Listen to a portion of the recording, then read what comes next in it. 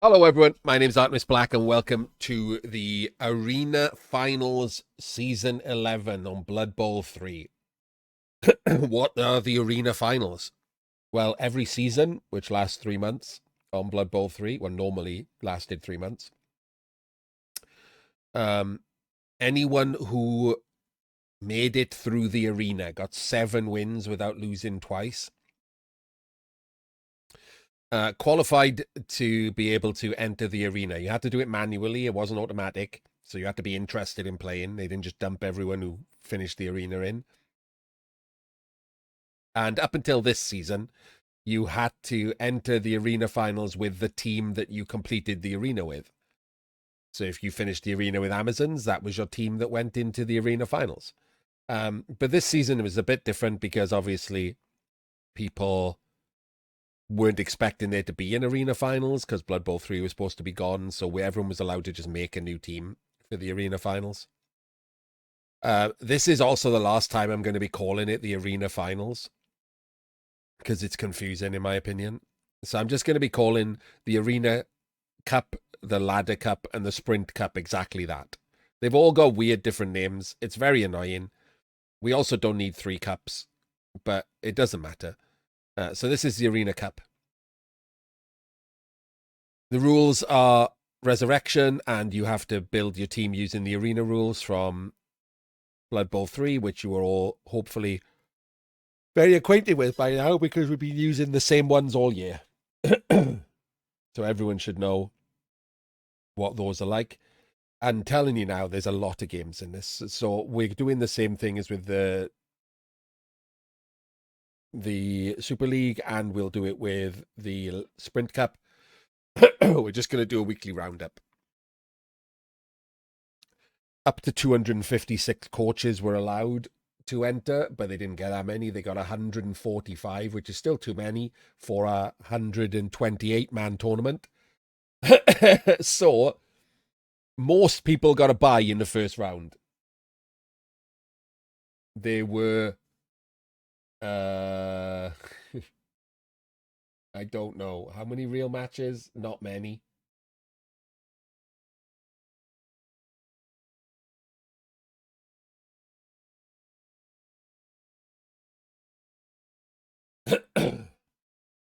But the majority of people got a bye in the first round. There were like a dozen real matches. As far as the meta goes, 23 people picked Necro out of 145. 16 picked Dark Elves, 13 picked Woodies, 11 picked Chorfs, 10 picked Lizards, and everything else was lower than that. 4 people picked Black Orcs, one of which is me, so you'll see me in this. But I got a bye in the first round, like the majority of people, so you won't see me until the next round. I have currently been awake a long time when I'm doing this on Twitch, so this video may be sliced together. There may be like a weird blip in the middle because I don't know how many of these games I can do in one go. I probably will only do one and then just do the other 2 tomorrow.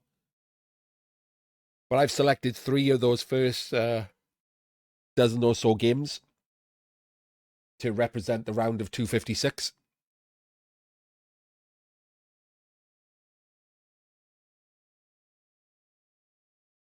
And then I might do 2 rounds for 128 because obviously that's a lot of games. There's 64 games. We can probably find 6 um, to do for that. But we'll see. I don't know if I can be bothered. Because obviously there's a lot of not very good players in this. I'm going to try to avoid them. You did not have to be good to finish Arena. You just had to keep trying or get lucky. I don't want to spend the entire time just, shitting on bad people who didn't ask me to cast their game. So we are just going to pile straight into a game. So, first up, we have Ginifix versus Simo. Or Simo. And his Lizards versus Orcs, or Bashfest. A big, strong Bashfest.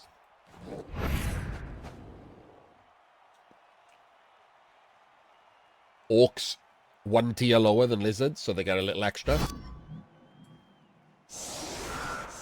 And the little extra, as on all the bash teams, is Mighty Blow. Just always Mighty Blow. So we have Mighty Blow tackle on the Blitzer. We have 2 block big uns, 2 guard big uns, 2 guard Blitzers. Mr. Throw with no skill. 3 rerolls and an Apo. And 1 bench. No Goblin. No Troll.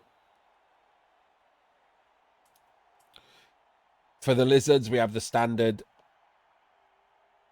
6 Lizards, 4 Skinks, and a Chameleon. We've foregone the skill on the Crocs, and we've added Mighty Blow to one of the Saurus. And in an absolutely terrible idea, he's given one of his Saurus tackle instead of block. Let's hope that was like an accidental misclick and he just never noticed it because they're the same color, because that's a terrible idea.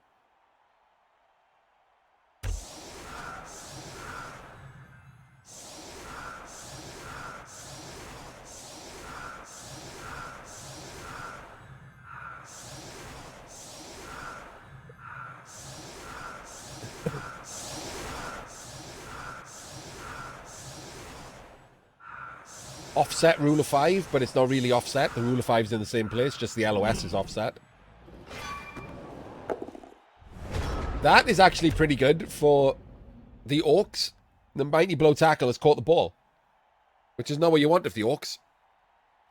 So we'll probably see him hand off, which means he's not blitzing with Mighty Blow.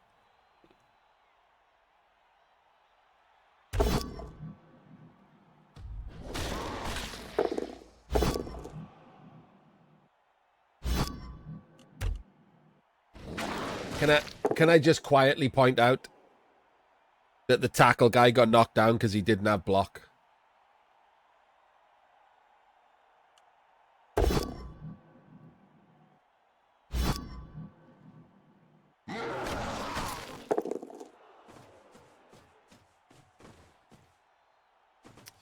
Well, he shouldn't have done, Bombadil. I know he did, by the way. I was just making a joke.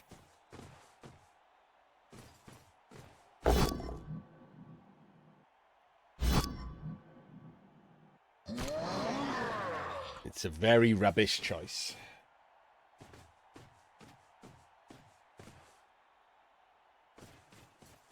Oh no, we're not handing off. We're keeping the ball on the Mighty Blow tackle. This is a horrendous error. Now he just can't blitz with Mighty Blow for an entire half.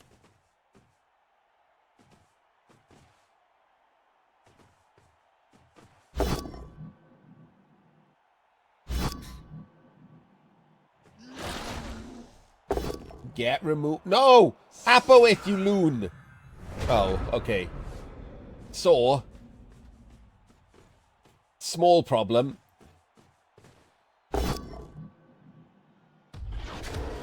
The Orc coach is one of the bad ones.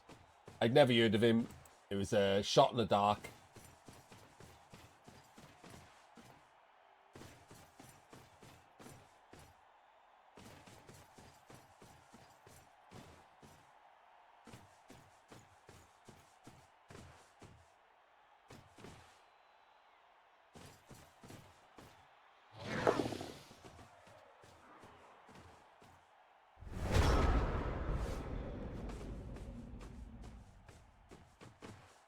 Wait.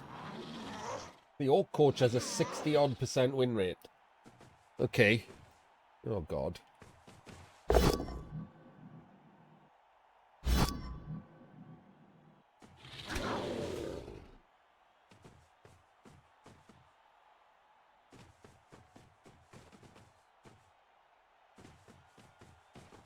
Oh, I should have said at the start that these cups are just straight single elimination knockout.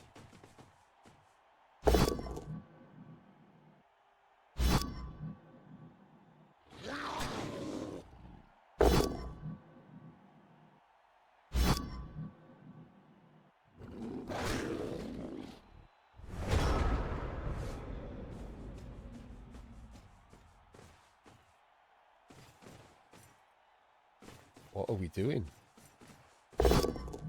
Okay. You know what would be really good for the blitz there? Mighty blow tackle.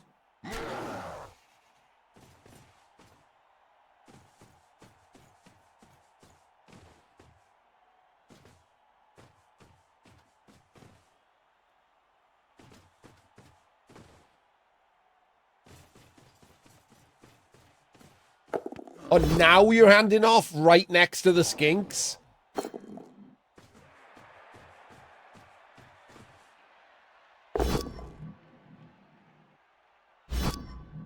Could have done that in safety on turn 1.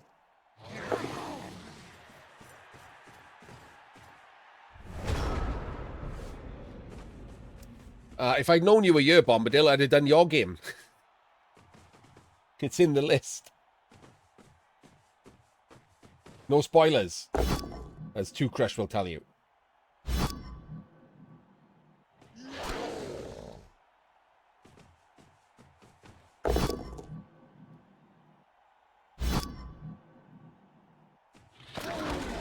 Another removal. And this one, Iapo, is another strength 4 guard.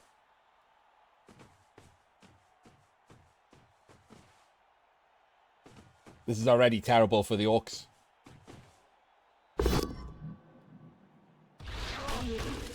Oh my god. Being brutally dominated. Has not been able to use his mighty blow.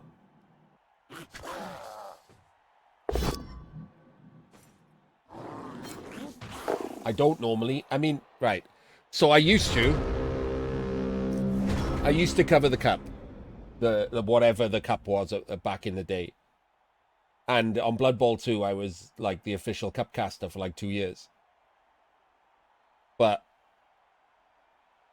Blood Bowl 3 cups suck.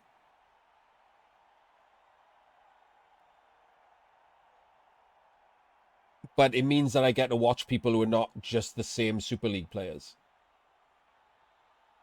Because not everyone's in the Super League. So I've decided to try and give these a go. So I'm going to do a weekly roundup of the Arena Cup and the Sprint Cup.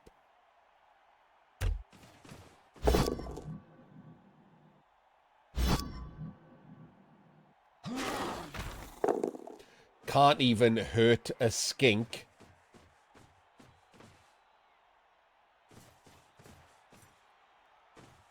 While he's had 3 orcs removed.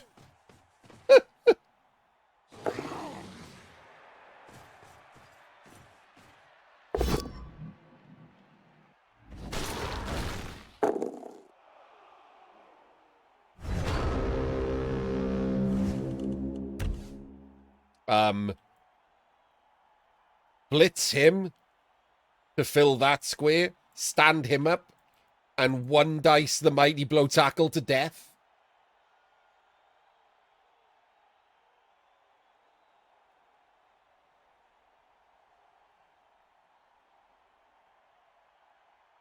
I mean, that should absolutely happen, right? If we don't do that, something's gone horribly wrong with our lives.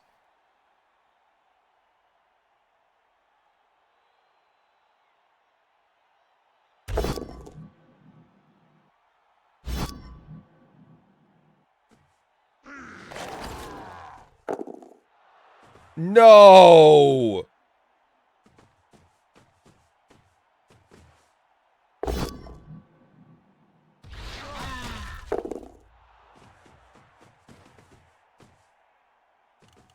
No!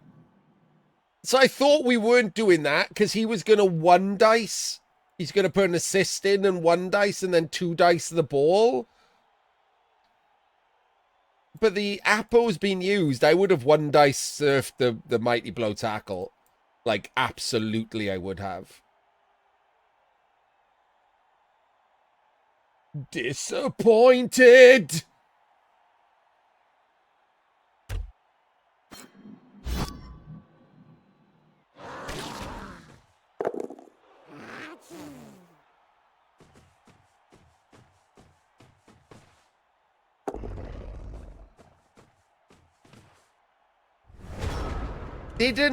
Didn't even 1 dice. Absolute disgrace. Okay, so what are we going to do here? You've got guard. So you're a stand. You're the blitz. Try and understand it on this skink. And then you can surf this one. Leaving this to be an assist.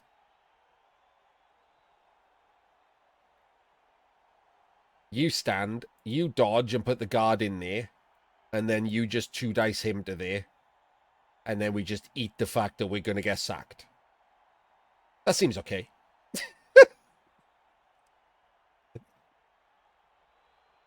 I genuinely don't know what else he could do, to be honest. Like, legitimately, is there anything at all he can do here that isn't absolutely god-awful? I don't think so.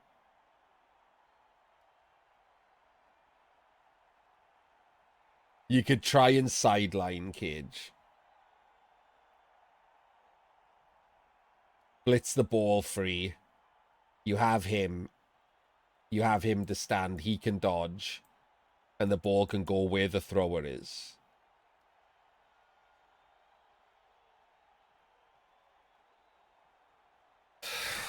But you're just in worse trouble next turn as they squash you further and further to the sideline.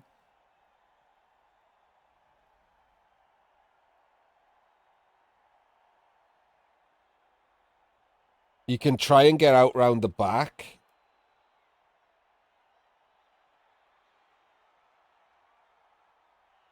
Like 1, 2, 3. Well, forget that then. No. 1, 2, 3. He goes there, right? He blitzes, and you pray you roll a pow. He stands up. He blocks. That's a 2-dice. That leaves him free to come through this gap, and the ball can dodge and come through after him. That's the actual play, isn't it? Oh, wait. The ball has to dodge, so you can't actually blitz him free, because you need this to be the blitz.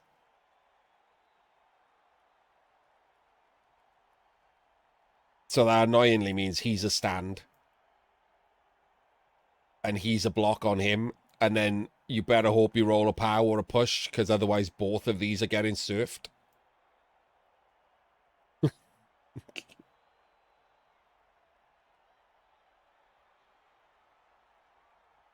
It was a 1-dice, no, an uphill.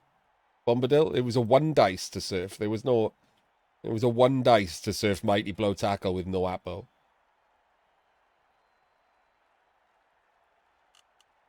Are they? Are they? Oh God, what are we doing? Okay. Oh, there's the Apo. Oh, wait, we are blitzing forward. And we're not surfing, we're just taking a block, which is terrible. Because that would have guaranteed a removal. And we're just... we're just staying there? Hang on. Hang on. No! Genifix! No! Oh, God. What are we doing, man? Right, so he blocks him.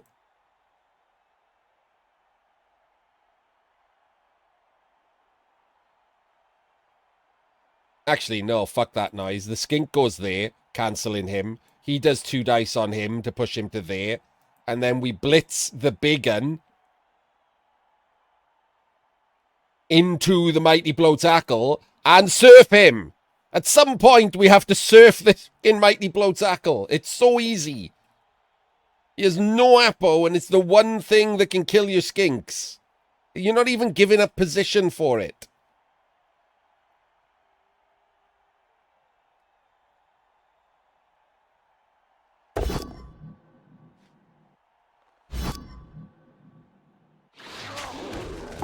Didn't follow. Wait, doesn't... Oh, wait. Didn't have to follow.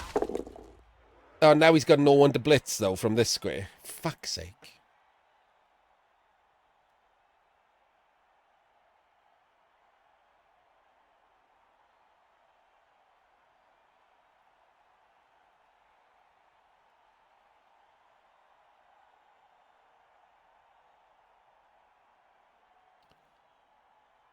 Who is blitzing?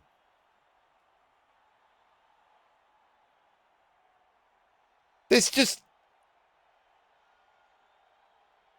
We better not be Crocs hitting, because that does open him up to blitz here and surf, but that's a...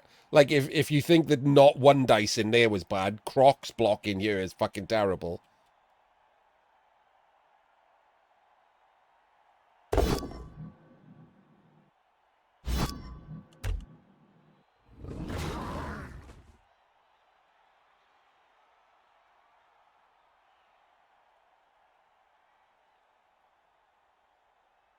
A very cautious coach, Bombadil. A very cautious coach who just blockless loner blocked that would have given up the drive.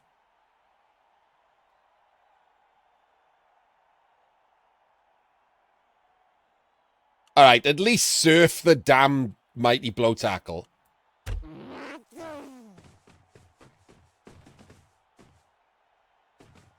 Oh, God.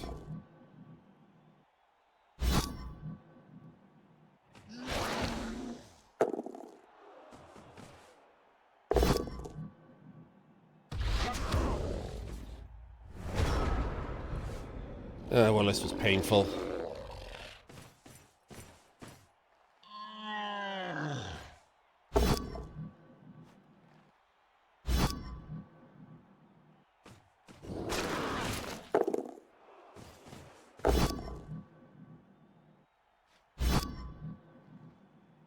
Why are you following? You don't have guard. Why are you following? You don't have guard. Ugh.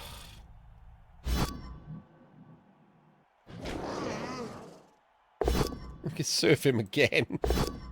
He's just determined to get this guy surfed.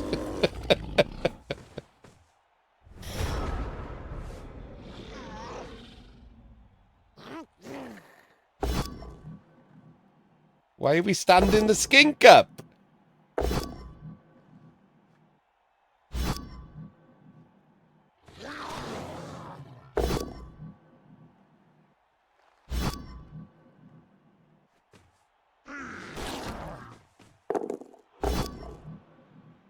Why isn't he a blitz?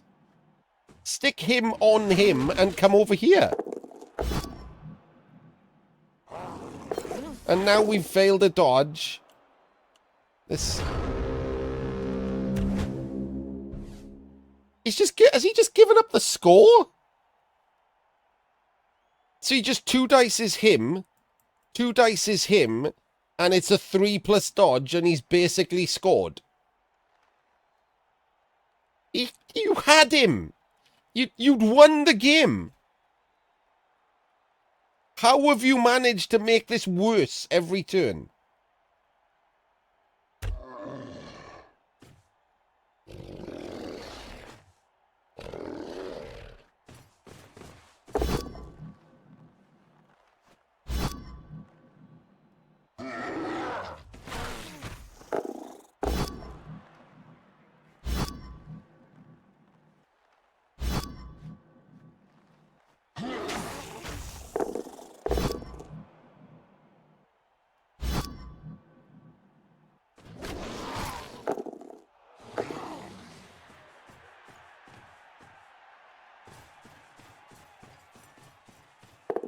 Wow.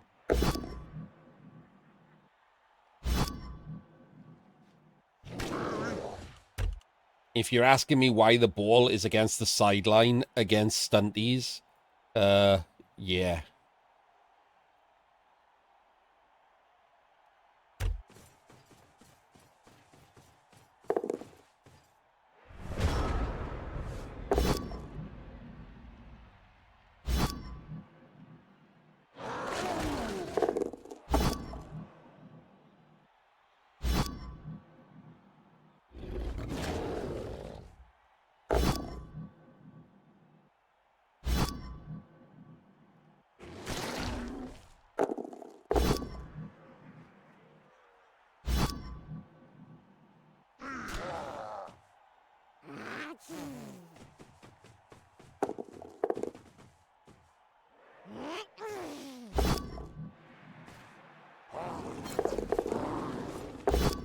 Oh, unlucky. Double unlucky. Removes himself. Ball goes in the crowd? No, of course it doesn't.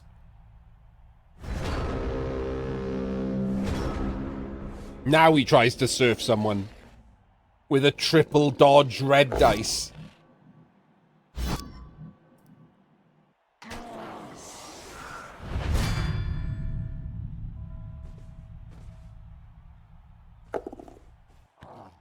Dozen 1 in 9. And scores.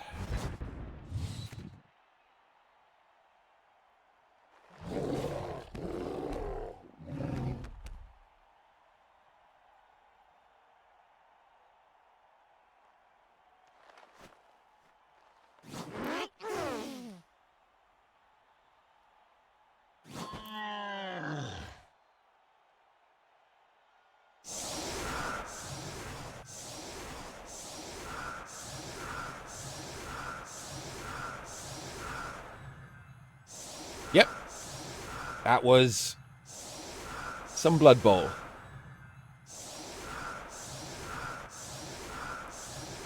Well, he made 2 of his skinks back, so he does have a 1 turn. He has no rerolls for it.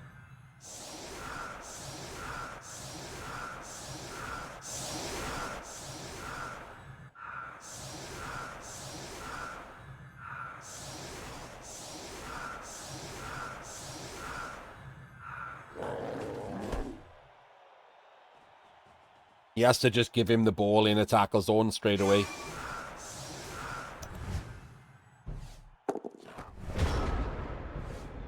It's never...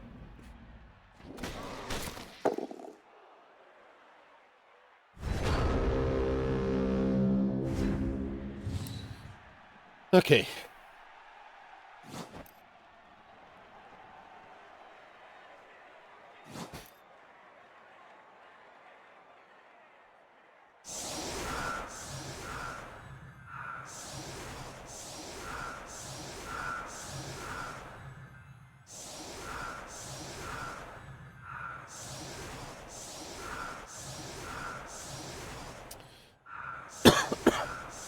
All right, aggressive corners from the Orcs.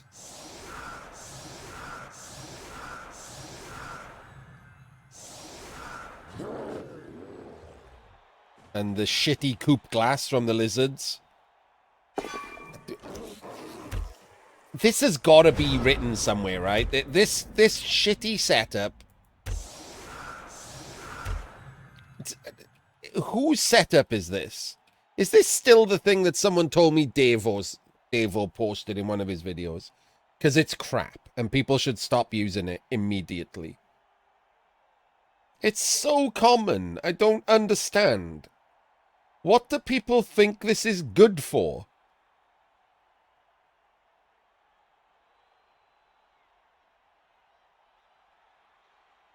What is this skink doing? You've wasted a player, like, completely. It's doing nothing at all in this setup. It's protecting nothing. It's literally useless. You have 11 players and you've used 10.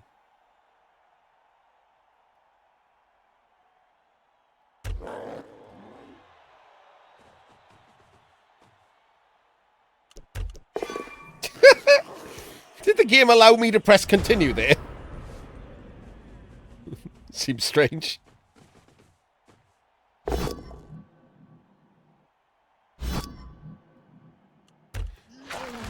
So, well, I'll say it again. I say it all the time. What's this skink doing? Who's this skink protecting a failed pickup from?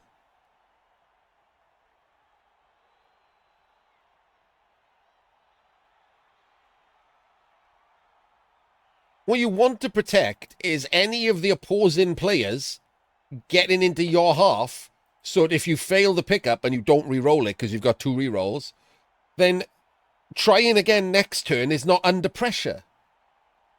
So you're not going to re-roll this pickup, right? You're absolutely not. Because you've got 2 re-rolls, you've got an entire half to play, and it's not important. But if you fail the pickup and he gets some of his players in reach of the ball, now the pickup's important. So your job as the Lizards is to stop any of these Orcs get into within reach of the ball of a failed pickup. And that's better if you just use all your players to do it. Not run them back to stand next to the ball. What use is he when you fail the pickup? Just watching you, cheering you on, laughing at you for being shit at picking the ball up?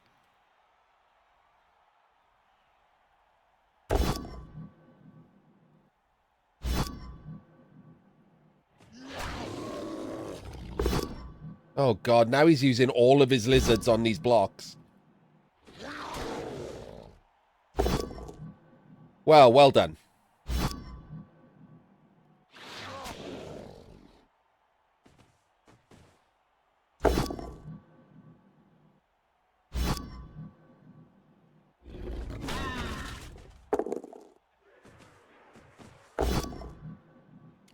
Wouldn't block have been good on him right there. Just in case.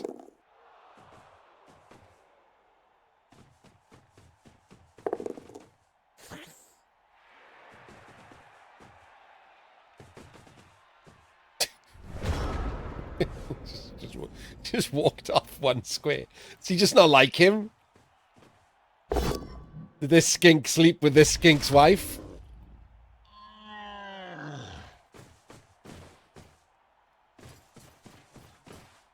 It's right in the cloaca.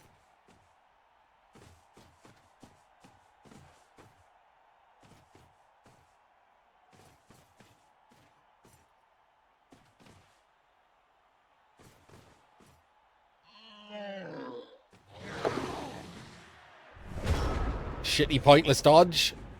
Love him, as you all know. My favourite thing in Blood Bowl.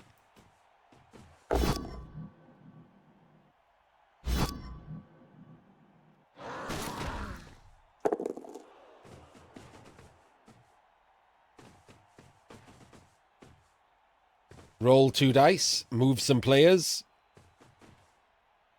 Roll 2 more dice. Solid turn ordering.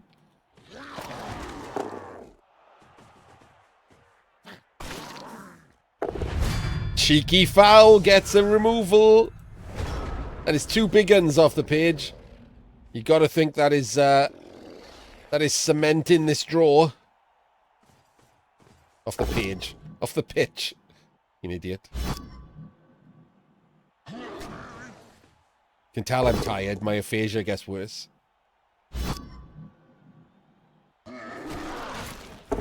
Oh, okay, that's bad. Never mind. Draw not cemented.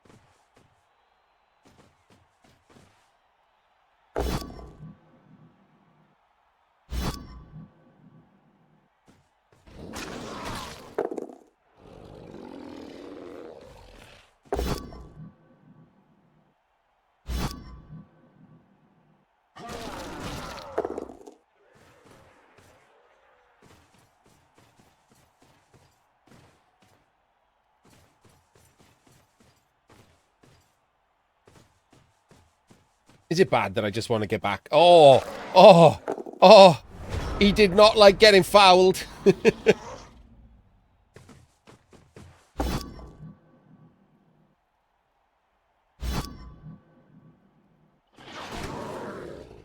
Bribes are out, the fouls are in.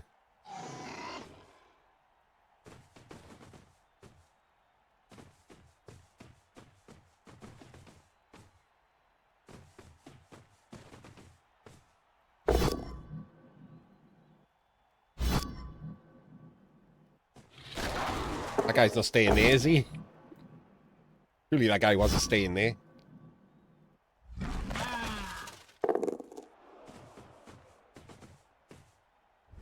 Oh, he is staying there. No idea why.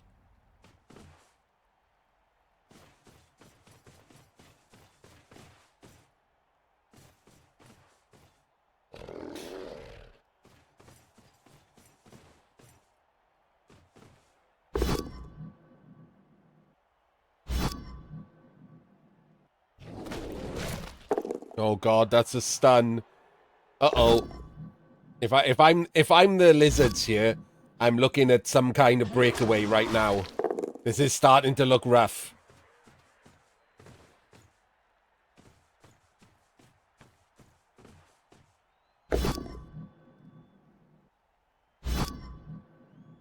Oh, perfect. Right, so the orcs just screwed that up completely. That's exactly what you want if you're the lizards. He stands up. You can blitz with block now on him. That's the 2 dice. That frees up him to go and base him. And all of these skinks fuck off over here. And even if we have to score on turn 14 or something, we bang the score in. We should be able to stop a short drive with basically a full team of lizards. We're only missing 1 Saurus. But a score here is better than, like, risking it. So I would be pushing up right now. This is the turn. You claim the space. You fuck off.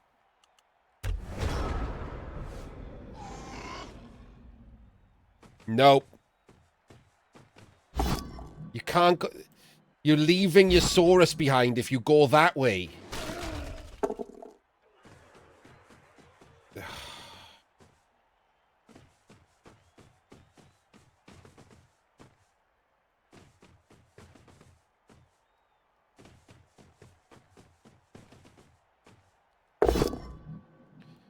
Your Saurus are just left behind over here.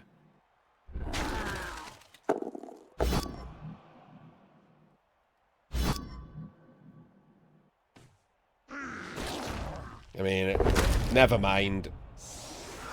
What do I know about Blood Bowl? Just 1 dice, pow, Kaz, another Black Hawk.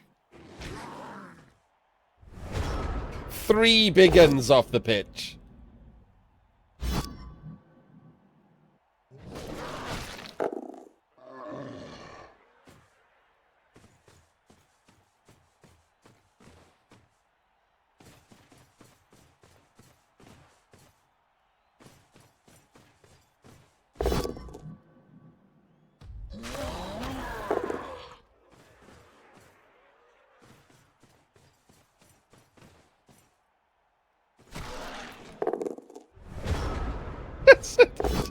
Sorry.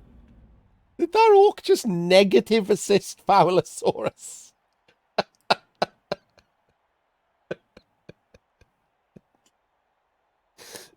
You can't possibly think that was the best use of that orc.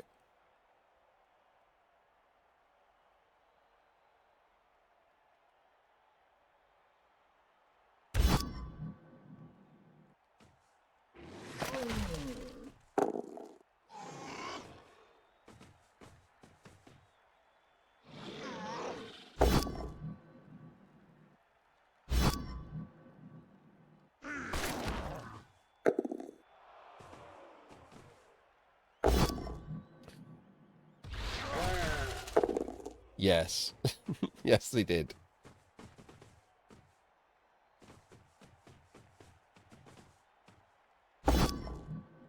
We're barely in scoring range.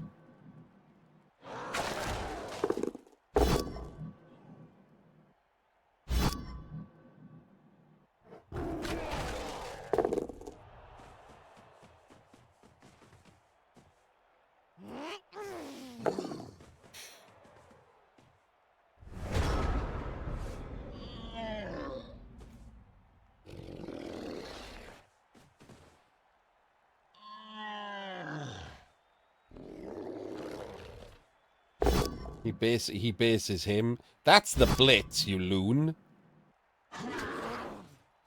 Oh, no.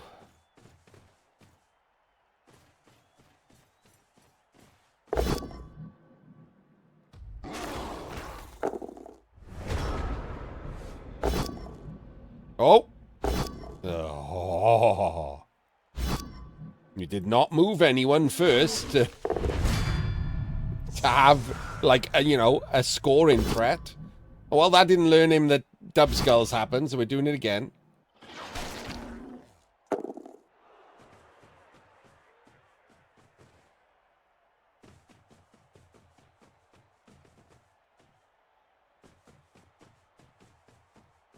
Classic sideline cage. When completely unnecessary.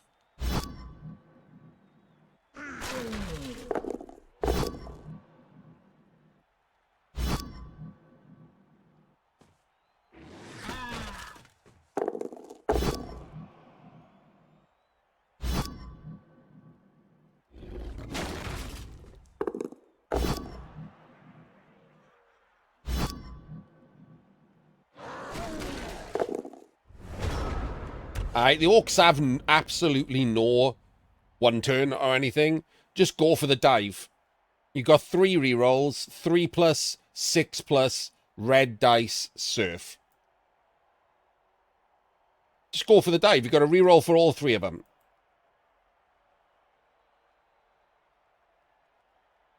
Don't do anything else, do you? There's just nothing else you can do. Well, the best you can even think about doing is dodging him, blitzing the back skink, dodging him, basing the forward guy. This guy's going to be able to clear, so you can't base him unless you do another 4+ dodge anyway. So there's just no way you can do everything you need to do with this amount of players. You won't be able to stop this score. So you might as well just go for the low percentage chance. A 6+ with a reroll is 30%. The other 2 rolls are easy. It's just that one. Do that one, and you can probably surf the ball.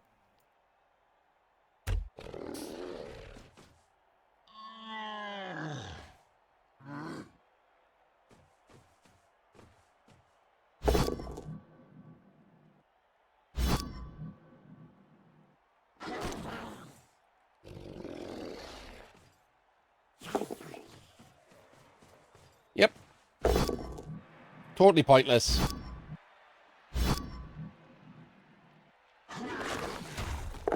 Now it's just a 1 in 700 and odd. Still doesn't help.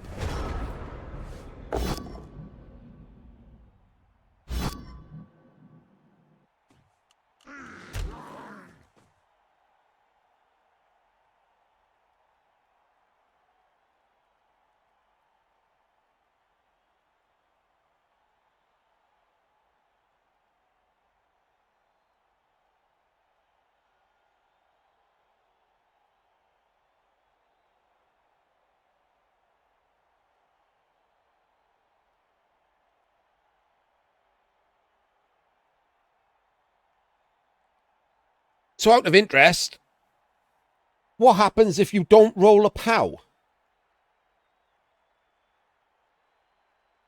I know that's crazy to think of. Like, absolutely wacky. But what happens if you don't roll a POW?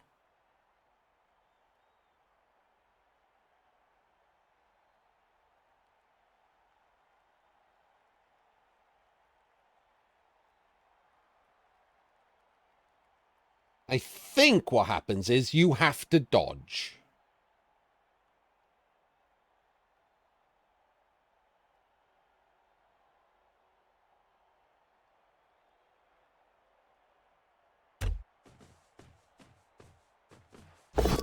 So he rolled a POW.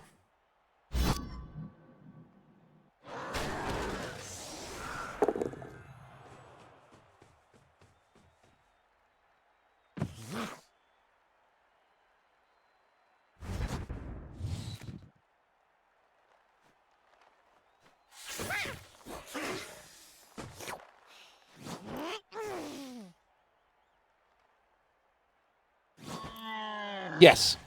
Odds-wise, had the lizard guy done it right, the score was such a high percent that the failure to score was lower than his attempt to surf the ball.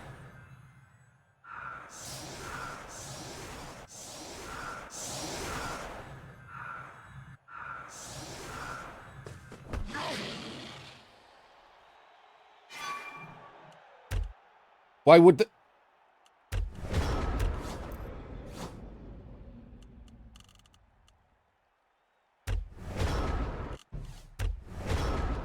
Why would that matter, Bombadil?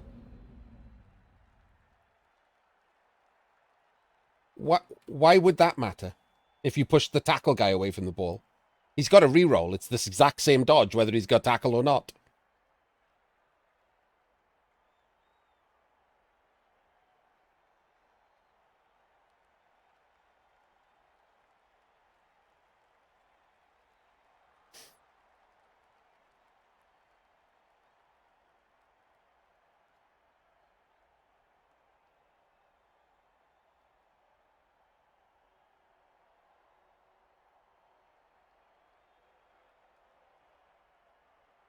You know what's also better?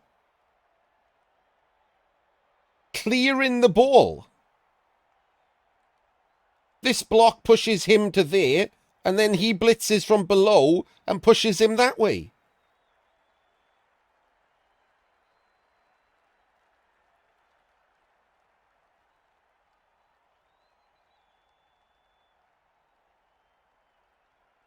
Instead of risking not scoring and losing. So no, none of that was correct.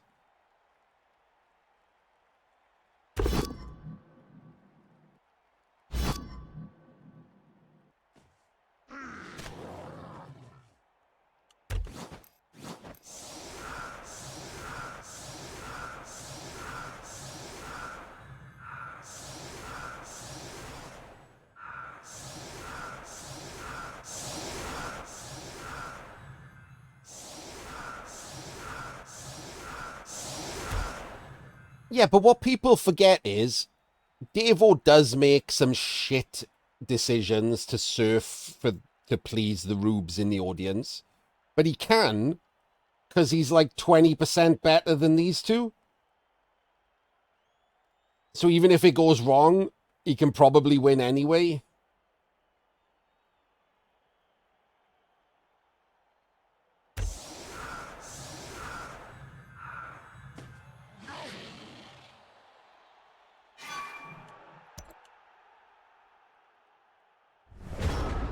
Like you have such a with three Black Orcs out, and he didn't even make either of his KOs. One of them permanently. So you've only got one. So you've got two KOs. One of those might not come back. So you've got an advantage as the lizards. The last thing you want to do is take any risks.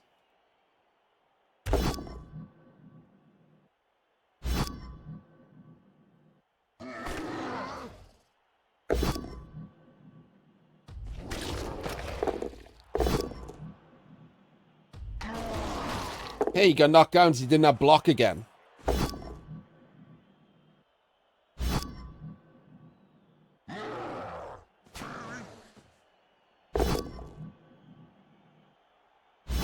Roll a pow for the love of God.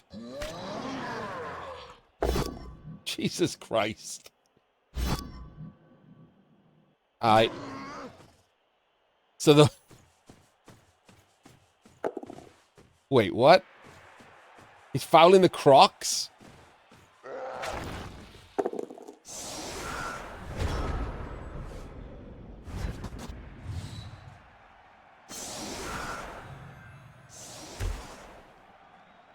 Oh, okay. Never mind. He burned a 2 on the rush. I was hoping he burned like a 6 or something. All right, the Lizards win the toss, and one of the two Black Orcs didn't come back, so they're probably going to get a win anyway.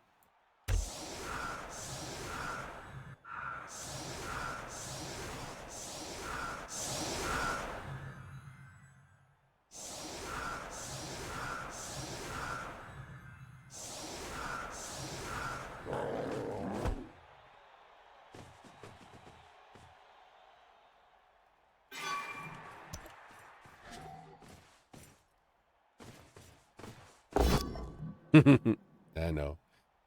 I've said it about 5 times.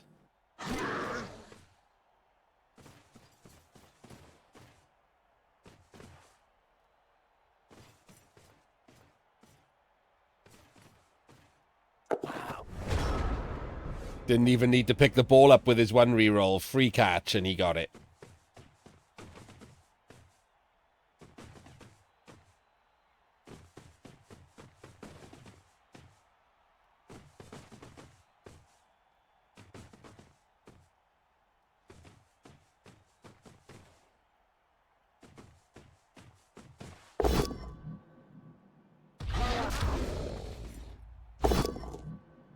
One in 9.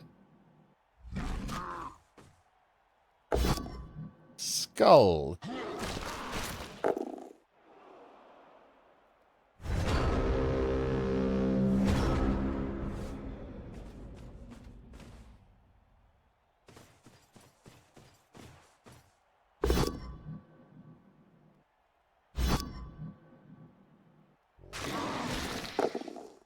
Should have gone diagonally with that. Saurus.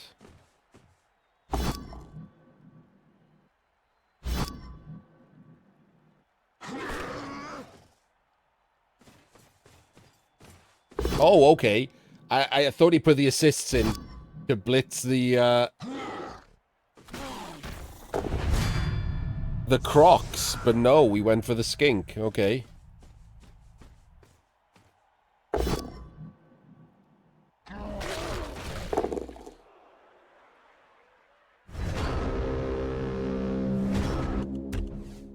Why didn't we base this Saurus?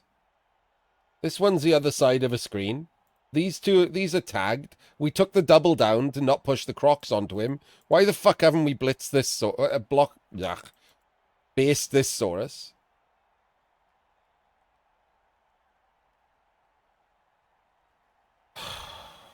Complete waste of time blitzing the skink now.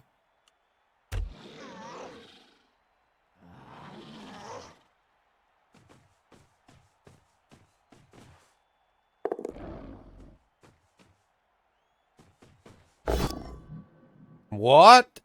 He cleared the ball? Amazing.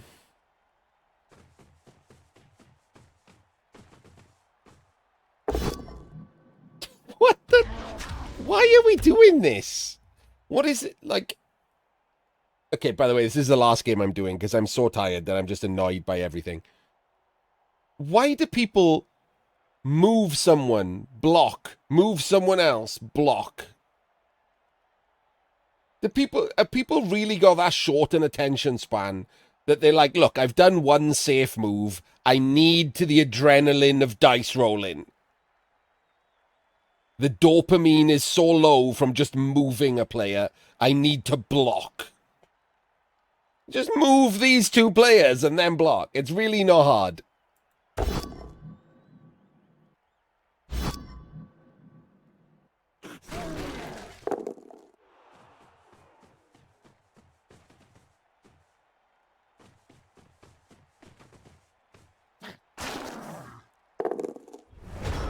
Okay, I forgot he had a bribe. So move 1 player and then block.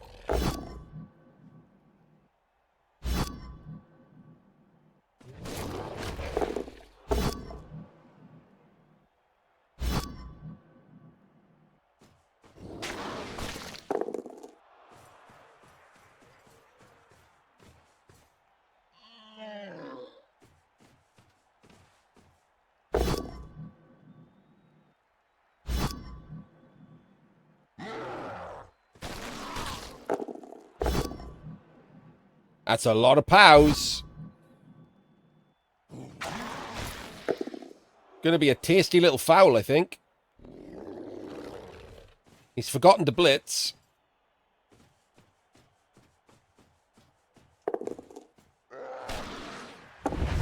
Gets the removal from the tasty foul.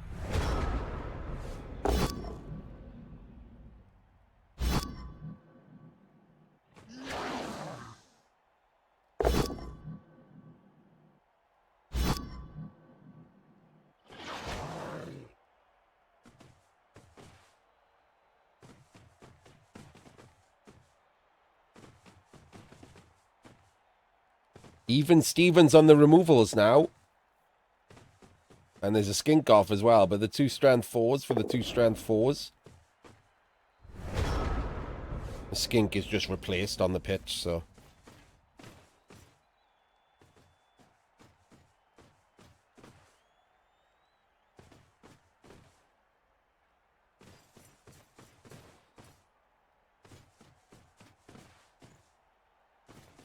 Oh, what? Once again. I keep getting confused by putting assists in and then just blitzing somewhere else. And that guy's dead.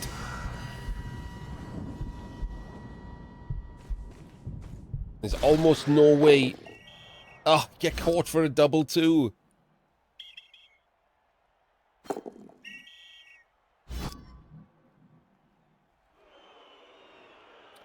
This is the Arena Cup, Wilking.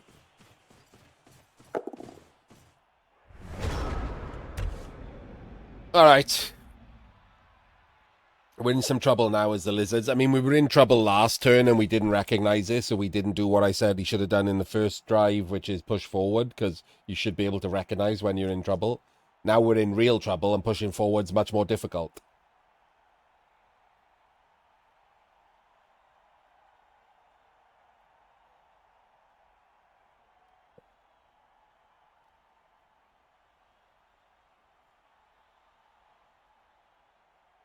There's nothing for it but the dodge from tackle. There's no way to clear this.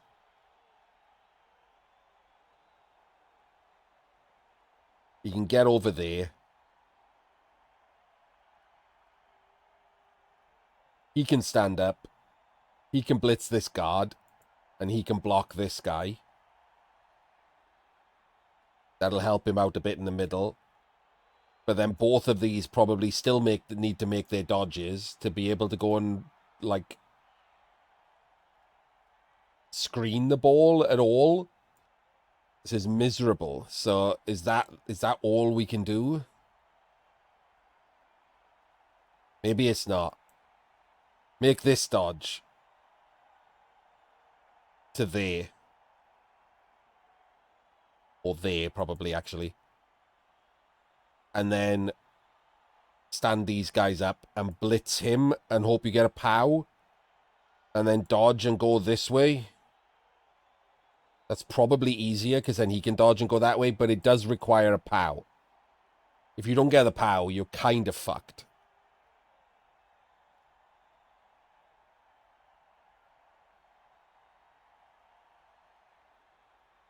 You're already making a dodge from tackle and then another dodge to go this way, and a dodge and another dodge to screen properly. Like, it's already a total mess. So I don't know which of those is better.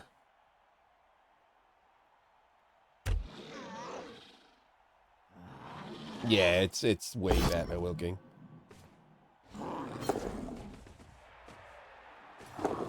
Okay, we double dodge to blitz the tackle off. I don't know why that's better, but...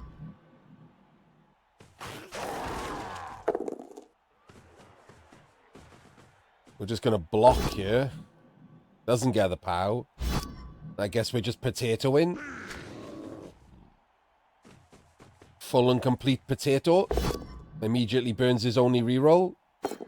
And fails the second rush too, and the ball is on the ground.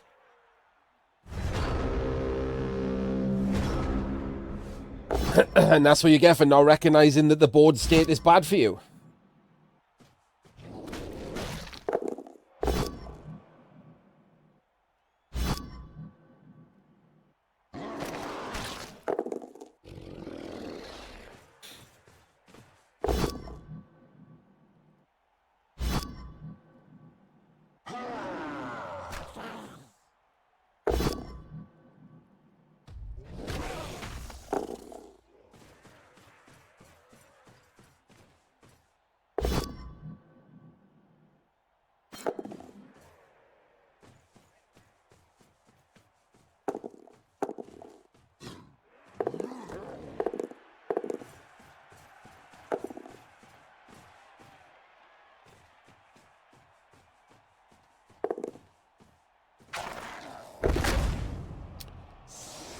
And he's dead.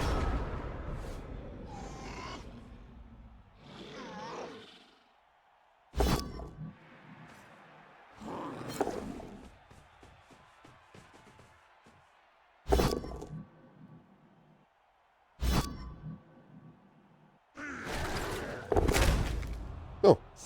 Random Kaz. One dice pow. Let's fucking go.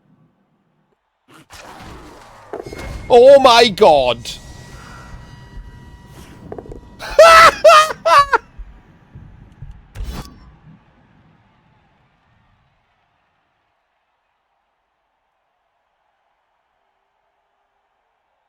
That is beyond ridiculous.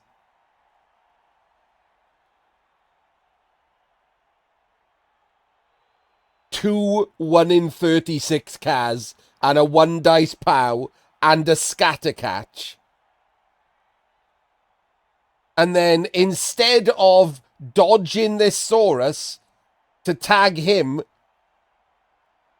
the guy with block, we just take an irrelevant block on an orc.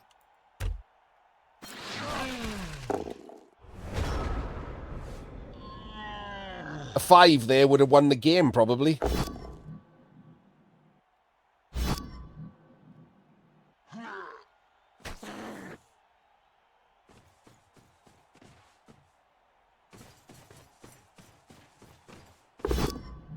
Hey, look. The orc guy knows how to surf. He's also dead. Of course. 1 dice pow.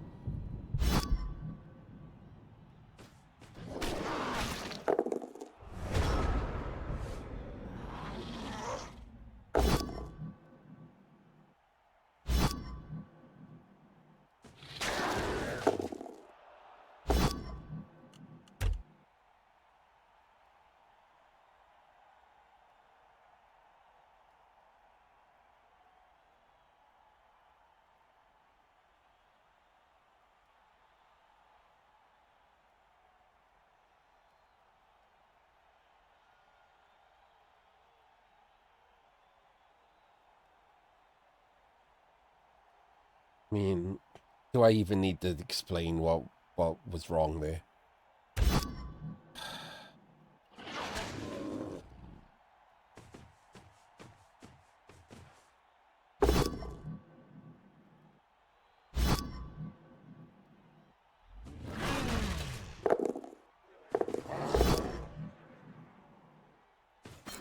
He's made it. Oh my god, he's made it. He's double rushed. Holy shit.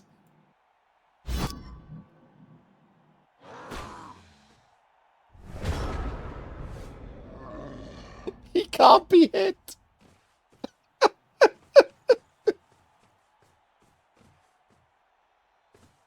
I don't know.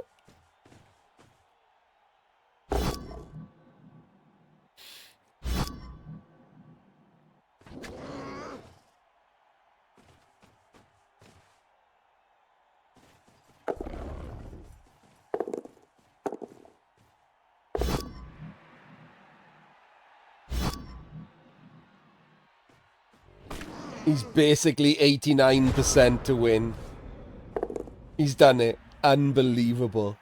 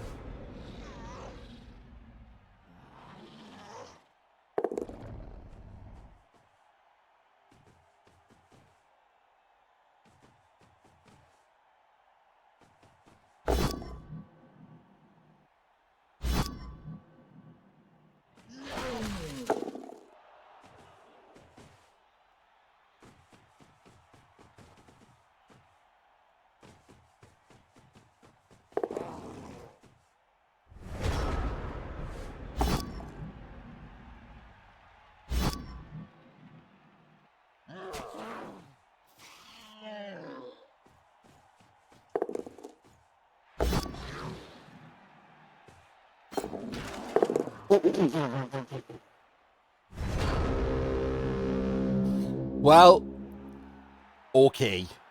Well, the Lizards make it through the first round. The round of 256. I'm going to need to be more awake to do some of these early games, it seems. That was an experience. So, on YouTube, you'll just notice a weird cut or something here. On Twitch, I'm going to stop covering these games now. I'm too tired, genuinely. I'm too tired. I will just get worse at being sarcastic about bad play and not calling good play instead. But on YouTube, you won't see that. I'll just splice the videos together, and I will see you in the next match.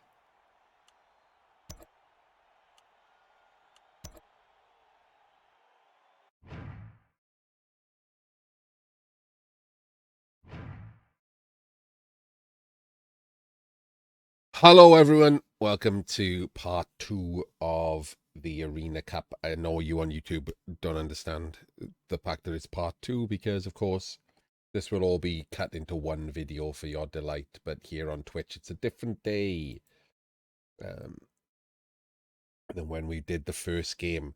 So our second game up in the round of 256 for the Season 11 Arena Cup is Bombadil versus Bright.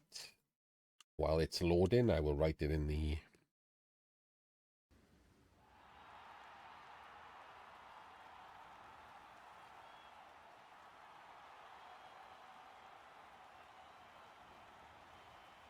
They're not legally allowed to pay them, Dembeek.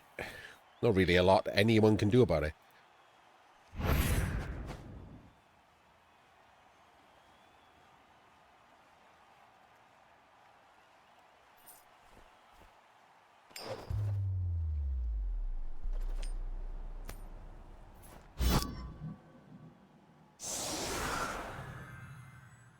So, first things first, if you ever choose this pitch on purpose and you can actively see it when you are playing, please never procreate.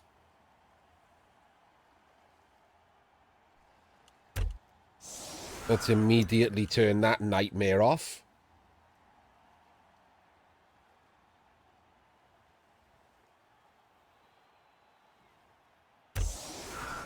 So, do we have identical teams? Maybe. Is everyone just copying the Diomed, as we're calling it, the Diomed team? I think we have identical teams. Yep, we do. So a perfect mirror match. This is where red versus blue comes in handy, isn't it? Look at if we didn't have red versus blue, by the way. This would be the pitch. that would be the players. You know, man, like, just trying to follow that. That guy's invisible.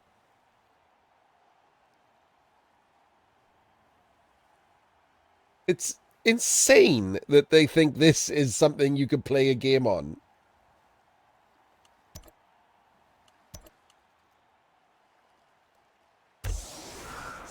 But the options are there to turn it off.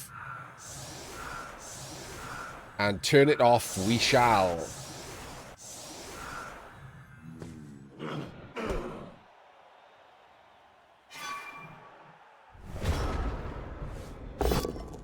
So, first up, immediately, obviously, this is wrong, isn't it? I mean, the wolf is on this side and everything to warn you that you shouldn't do this. If it was a blitz and the ball was here, you probably just insta-lose. So you absolutely do not do that. These should be over. These two zombies should be there, and then these two should be there, and then someone should be there. What the hell is this guy doing? I've just noticed. Why is there a flesh golem just standing behind the LOS doing nothing? I guess we'll never know.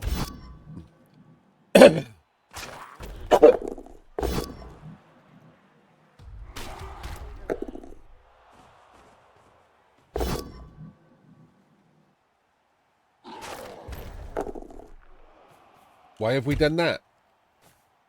Did we not realize that the wolf can't go anywhere afterwards?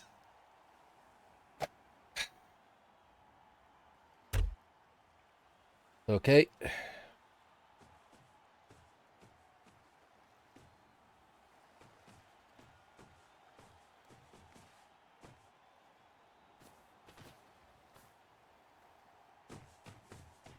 Oh, we're just totally fine with allowing a wolf to come freely down into the backfield.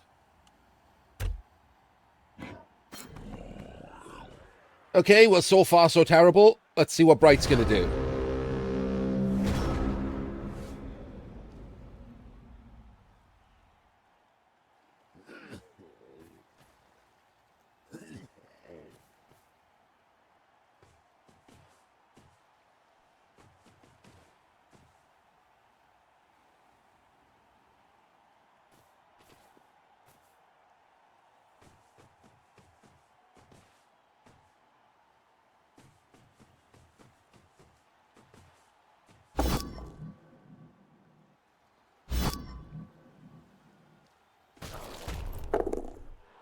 Done a zombie and then follow up into the square he didn't bother to follow up in. And then, oh, look, there's a wolf in the backfield.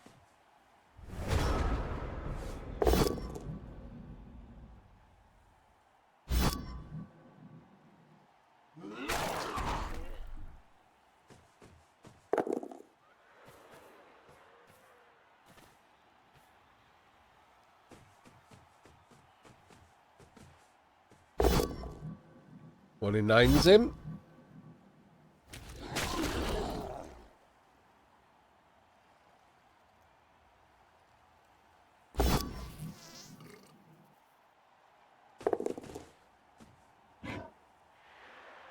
Luckily doesn't 1 in 9 that.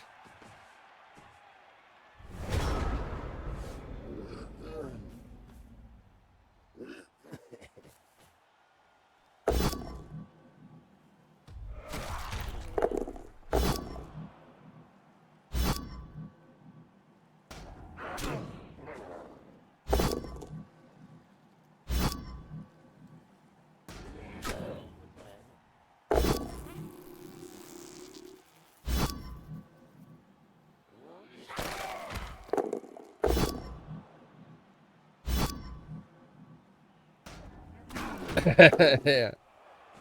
Oh, okay.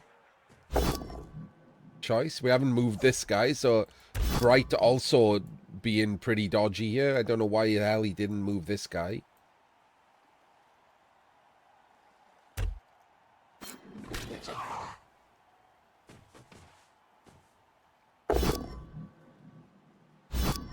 Well, all was that for nothing. I would have used those players to pressure the ball carrier, and we're doing a dodge with him, that's why.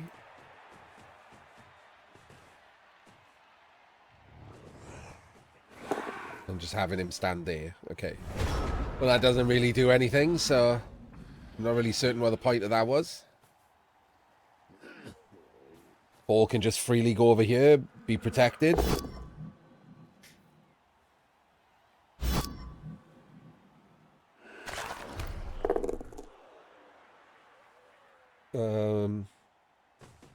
Okay.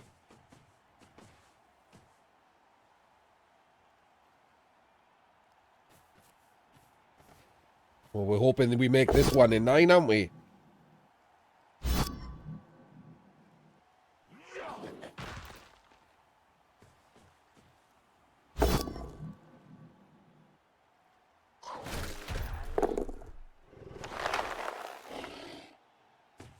And he does.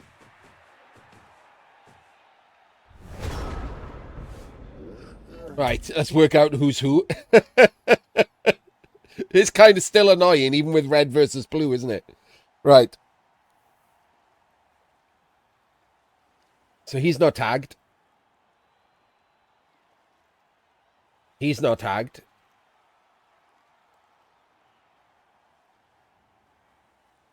But it's difficult to get 2 dice on him. We can't really get a guard over there.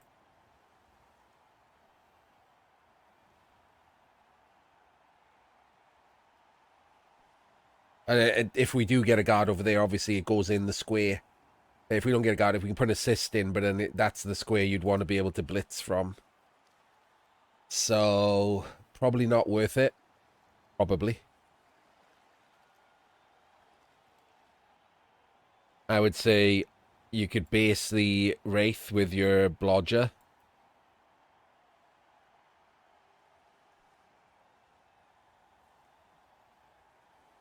Bring him around.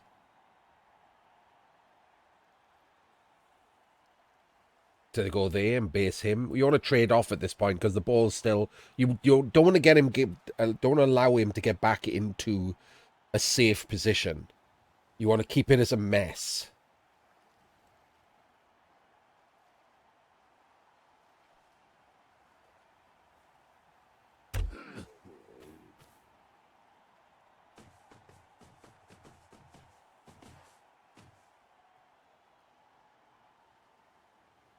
I don't know why he's gone there.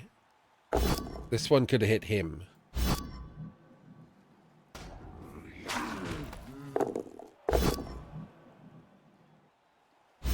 Ugh. Don't like this.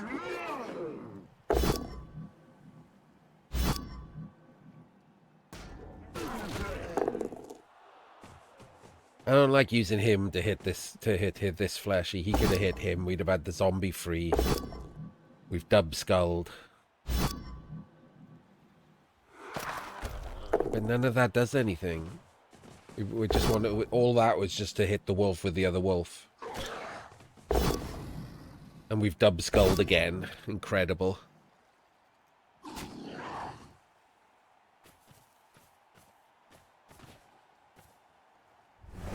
Yeah, I didn't like that at all. It was just greed. Bright is Russian, so it was very bangery. Instead of pressure in the ball position, we just tried to kill the other wolf. I mean, killing the other wolf would have been amazing, right? But the odds of doing that are so low.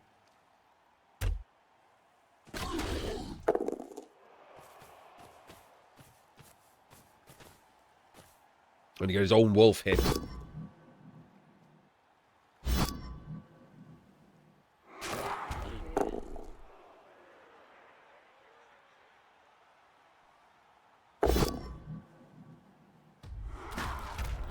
Two stuns this turn.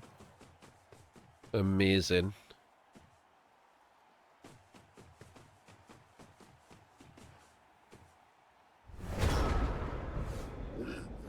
The 2 stuns should allow him to claim space next turn.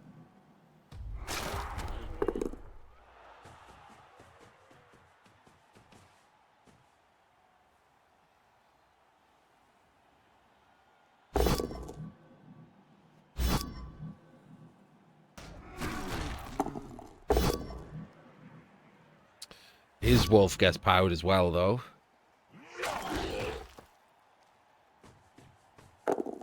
It's fine.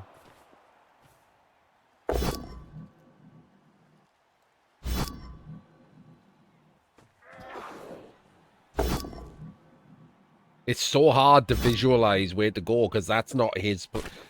That's his player. That's his wraith. The wraiths are annoying anyway because they don't have feet. Alright, let's try and visualize what's going on here. So he's a stand, obviously.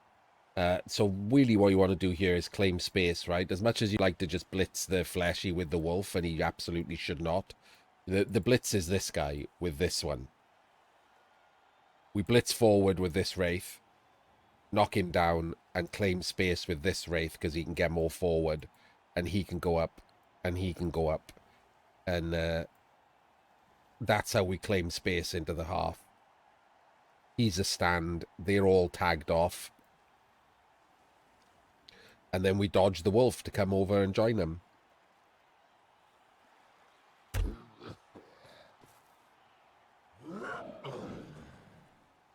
So far, so good.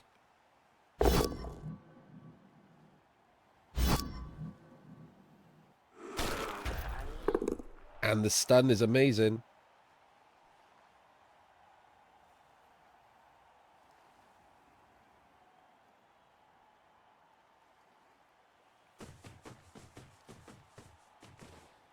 Right there.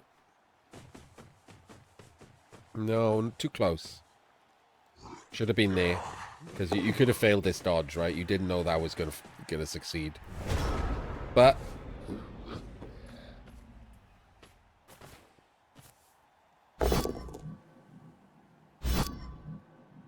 we've claimed some space in the other half. Oh. Well, never mind.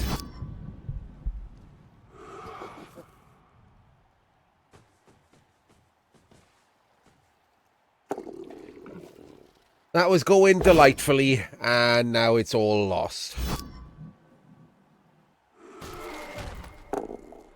I just come off for you on YouTube won't know, right? But I've just come off a bunch of weird games on Fumble for the Fumble End Zone, and now another game is basically destroyed by one random dice roll. So annoying.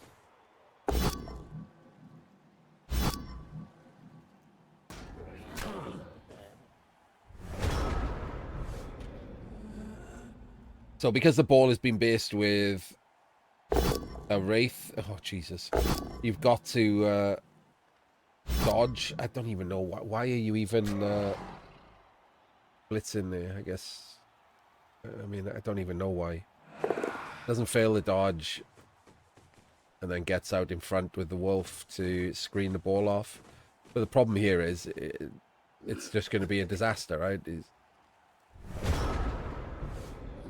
He's going to score, but then he's going to get scored on, and he's probably going to lose in overtime because he doesn't have a flesh golem, and the other guy has too.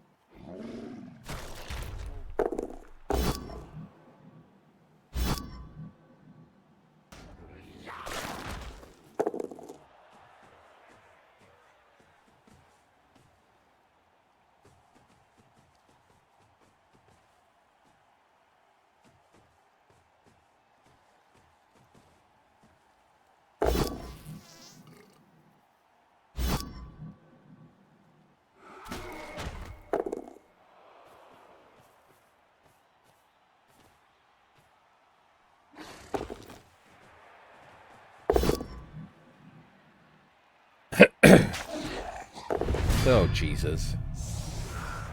Okay.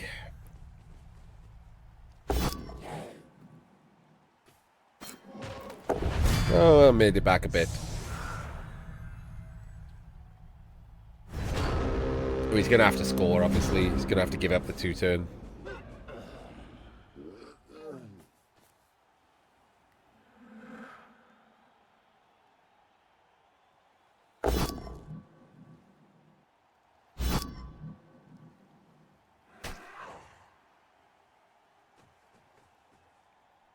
And now he's going to try and defend, and it's down to a battle of KOs. And Bright gets his back. They both got him back, okay. I mean, he kind of needed Bright to fail and him to get his back. Because without the fleshy to hold the line, this is pretty annoying. Can probably stop a 2-turn still, but almost certainly not going to be able to stop the score. Would have got a draw in a regular game, which is a good result. He's going to have to pray he gets one of his own random Kaz.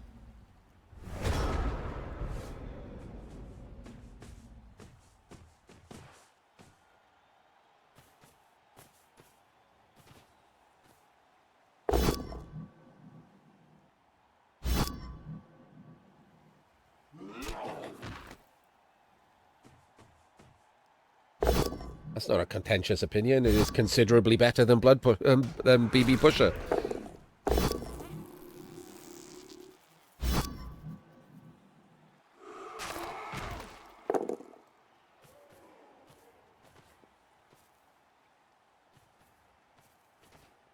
I've been using it since it came out. Well, you should pay attention.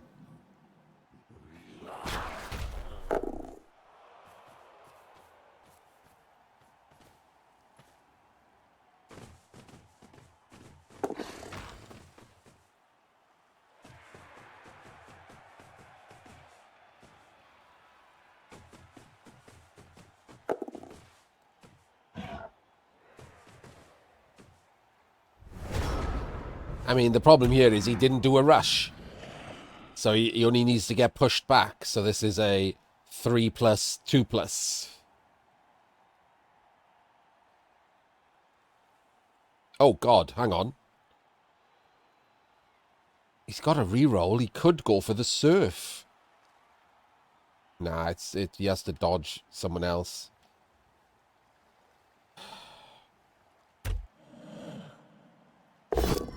Oh, no, he doesn't. I take it back. He should go for the surf.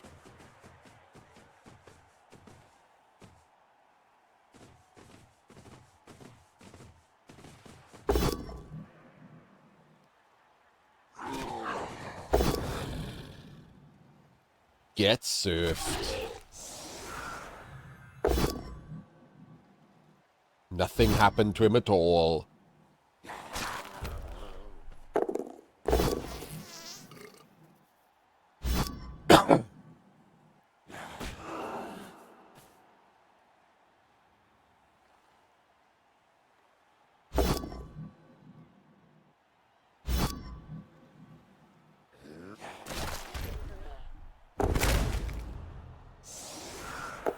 Oh, he does get a Kaz. It's on an irrelevant zombie. I mean, he's given up his wolf to get counter-surfed. I would have dodged this Wraith to come and tag here.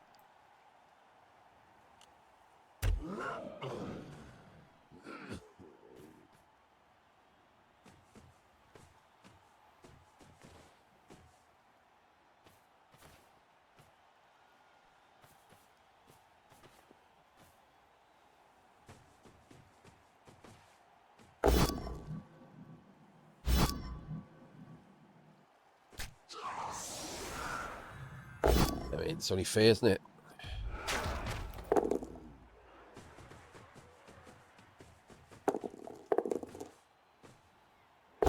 Insane double rush with one of your ghouls to take a block on a zombie. Just ridiculous risk for no reason.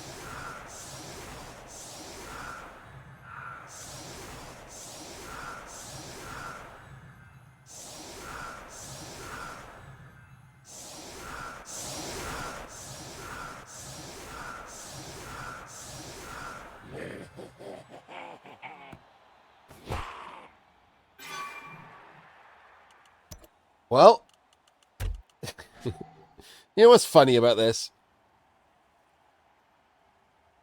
Despite getting the advantage of the blitz, Bombadil almost certainly didn't learn.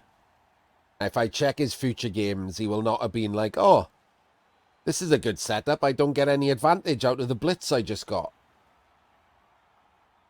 Because look, Bright is set up in a full aggro anti-blitz defense. Perfect. A+.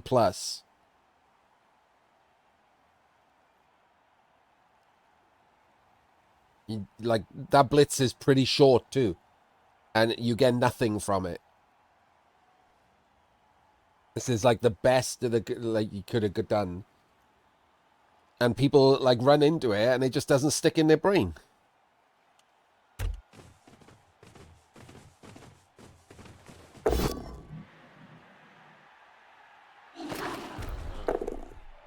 There's a rush.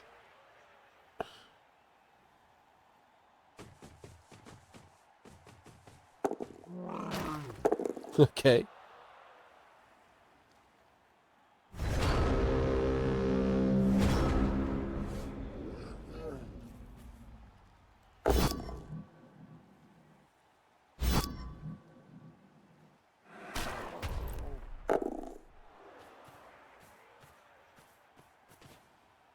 Was worth a shot.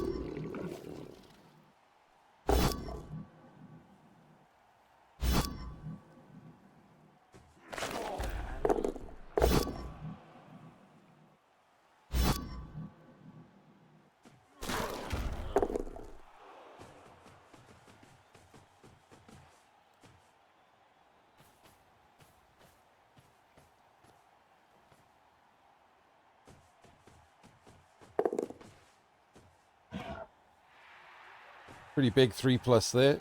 Sad face for Bright.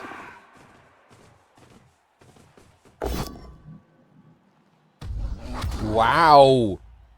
Wow. I mean, look, that's the correct thing to do, is to not re-roll. I don't mean wow like you should have done it. I mean wow like if you'd have offered me a bet a minute ago whether a Russian would have turned that down, a 2-into-1 surf on the other guy's wolf, I would have lost that bet.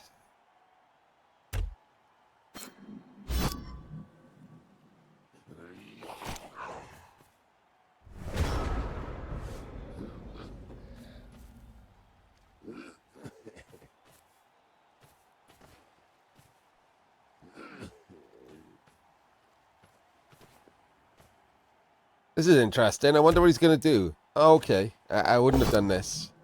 This is absolutely not what I would have done. There was a non-0% chance he was going to surf the wolf. He could have surfed the wolf.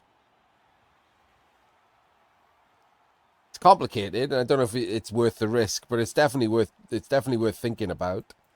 You tag here, like with the flesh you just blitzed. You just put him there. And then you do a 1 dice. And on a 3+...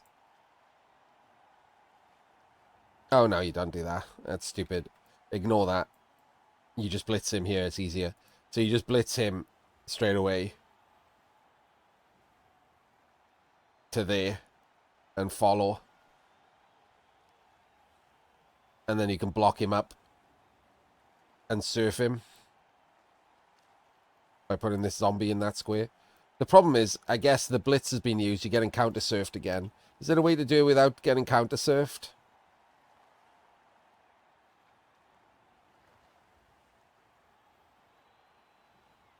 Yes, it is. So you do that to the there, and you follow, tagging these two. So that wolf into wolf is now 2 dice. So wolf into wolf is 2 dice. You hit into him, who goes straight back, and then it's a 1 dice on the wolf to there. And then you can surf with the unactivated wraith. It is 2-into-1, though. I don't think you can make it better than that. Oh, no, it's not. Yeah, it is. Yeah, it's 2-into-1. Maybe you could put the zombie in there first to make it 2-into-2.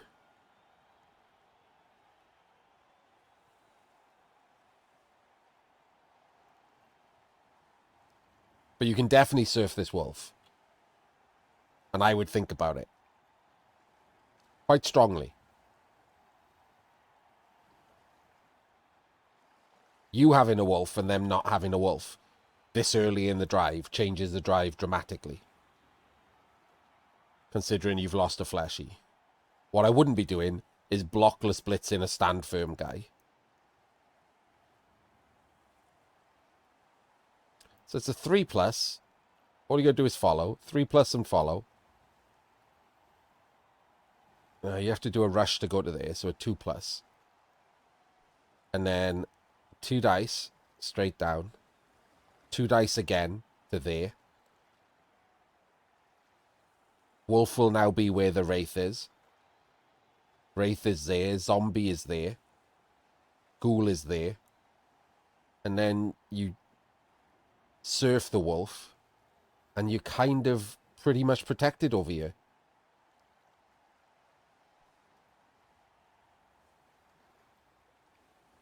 Think I'd do that. I probably would have spent my time clock there, like working out how safe that was. But I think I would do it.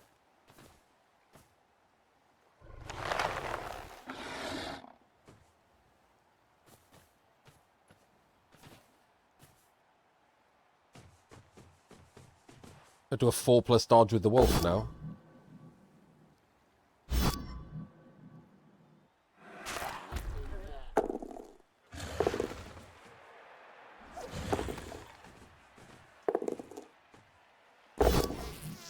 Oh no.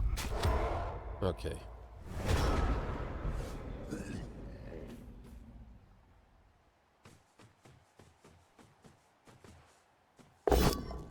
Oh dear. Oh, I got him. Got him.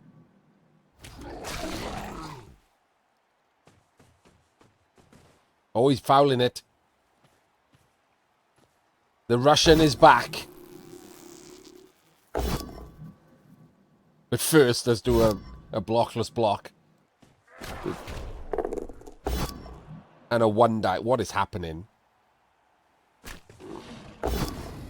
Okay, that's a terrible turn. Full of pointless risk. Doesn't get him. Right, what can we do here? What can we do here? Bound to be something we can do here, right? Hope we roll a POW with one of these blocks. That's the first one. Take a block. Hope you roll a POW. Follow up. Hope you roll a POW. That helps. What do we got going on over here? We need to tag him so we can hit him.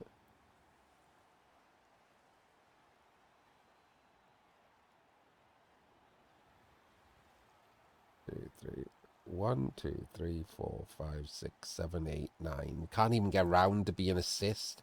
We could get round enough to be an assist for a 1 into 2. That might be okay to do a 3 plus 2 plus 2 plus so we can 1 dice into 2 dice, but we still have to tag him.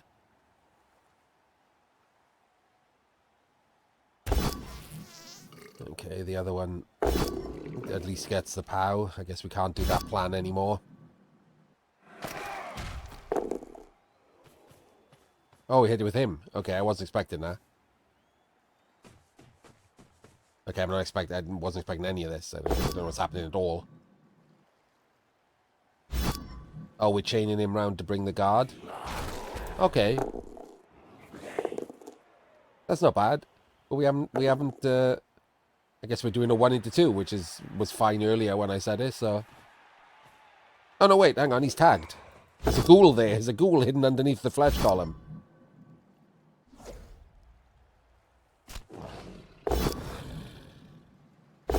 Six dice, no POW. Sad face.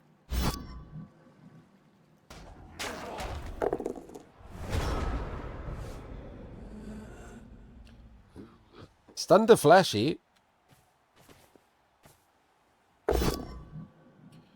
Ugh. Wait, what? Okay. Bit weird, but okay. Full POW'd the ghoul with a blockless block. Oh, baby, that was a foul appearance on the wraith that's on the ball.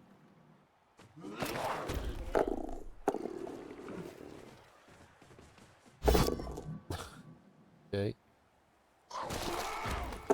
Gets a stun and does not hurt the wolf. I mean, the wolf is just hanging again, right? But it's really difficult to do anything here.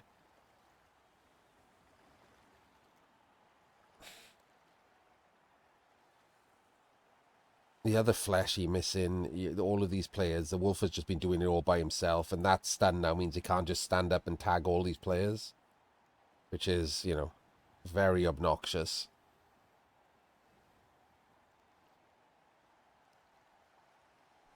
These two are in these squares, and it's very hard to visualize.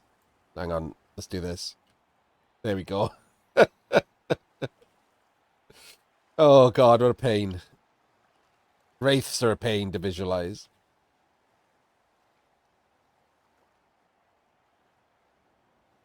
So these two are in these squares. So you can't really get through to help. Maybe you just don't.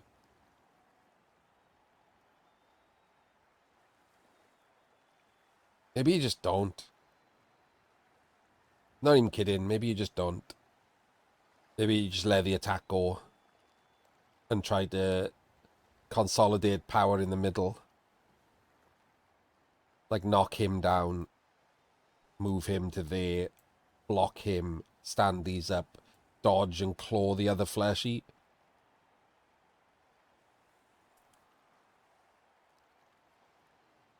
Maybe that's just the best we've got.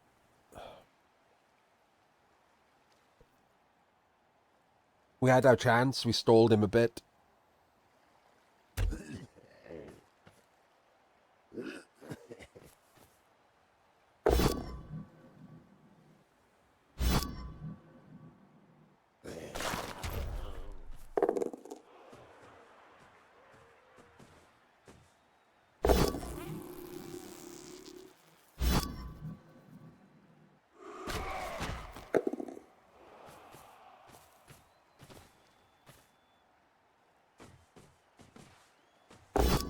I don't know why I'm on this side, by the way.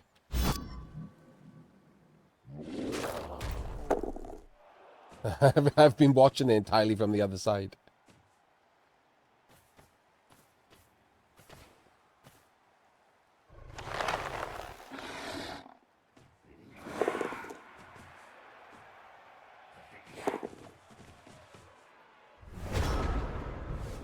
Okay. I don't really know. That's a weird thing to do there. Oh no. You got a full power there. Why wouldn't you? I'm so confused. Why wouldn't you hit him with the wolf?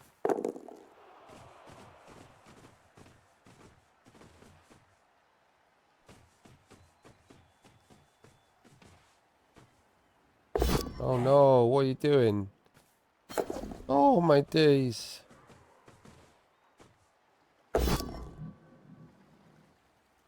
Okay, it's all kinds of risky.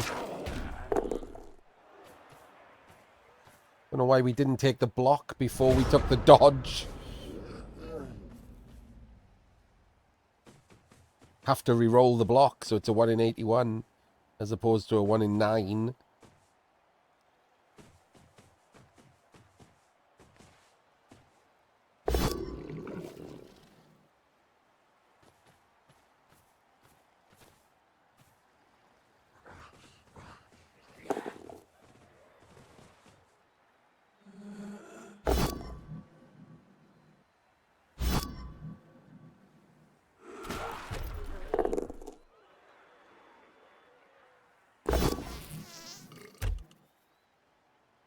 I spent this entire game calling people the wrong names.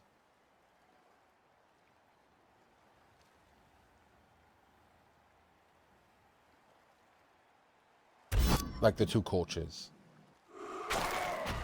I have no idea.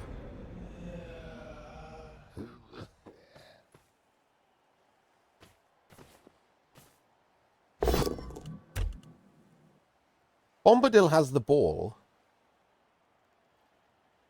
Didn't I say Bombadil wouldn't learn from setting up? But Bombadil did set up the anti-blitz. It was Bright that set up the weird one, right? I'm so confused. If I was wrong, ignore the names. My apologies to whichever one I said it. It wasn't relevant.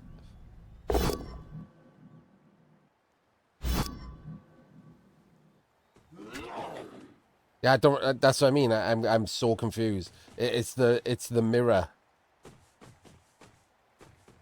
The mirror has confused me completely, and the fact that there was a short drive.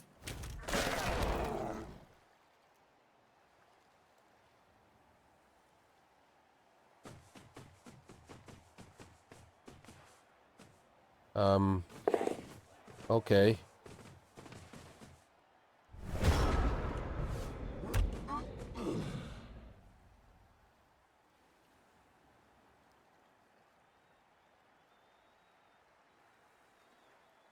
I mean, this is not safe. We know this, right? This is just not safe. Why is this not safe? I don't understand why this is not safe.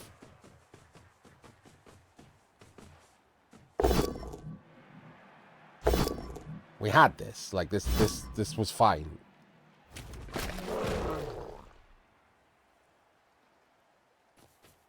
And we've screwed it completely.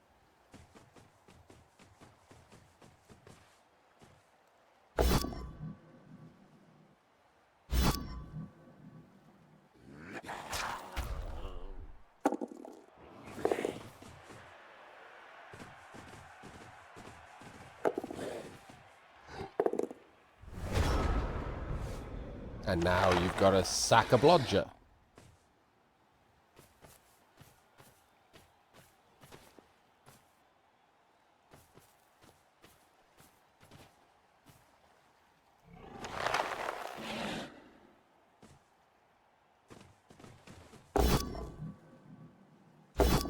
Ugh, 1 in 9s. And there we go. Oh well. I drew myself out of the game by, like, being pretty certain I was confused about who was who for half of that game. But it just ends with a terrible non-defensive turn of just exposing the ball for no reason.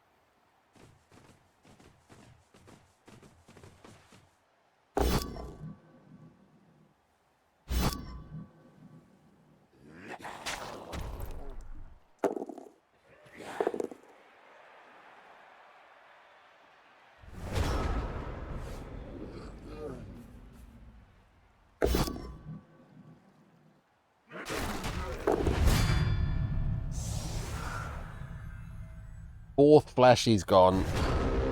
I'm still gonna win.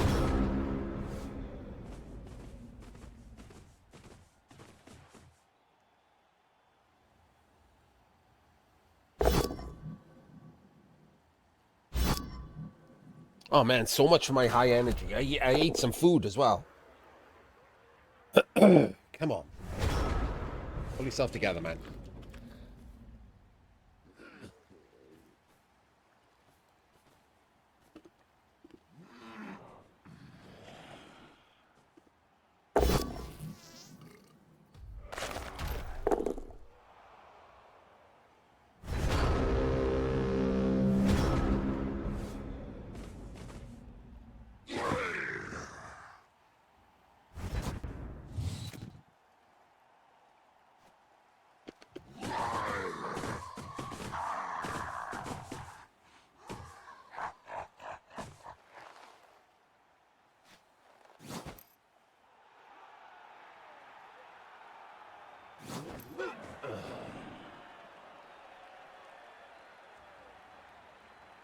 There we go. A bit of a shame that to throw like that. That could have gone to overtime. Should have gone to overtime. And of course, being a flashy up should have won that overtime. I'm sorry if I got your names mixed up there. It doesn't matter, right? But, you know, if I did get the setups mixed up, which I think I did. I think I said Bombadil instead of Bright. It's for Penguin Academy. It's not for the two players. Unlikely to watch. Bombadil might. Bright won't.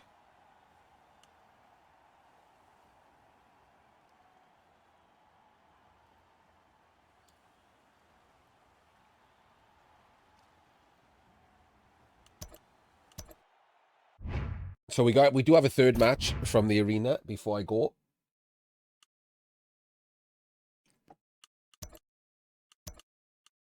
It is from the round of 256, so there wasn't a great deal of choice because there weren't that many matches played in the round of 256.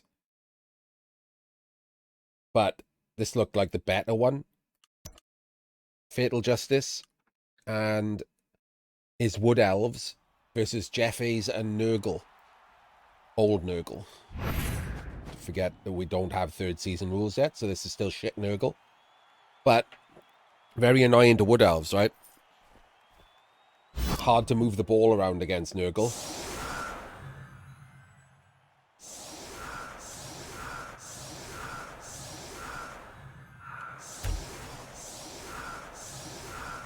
No tree woodies, so they've got bench. And they've got 2 rerolls, leader and an Apo. So if I'm the Woodies here, I just Daka all day, every day, right?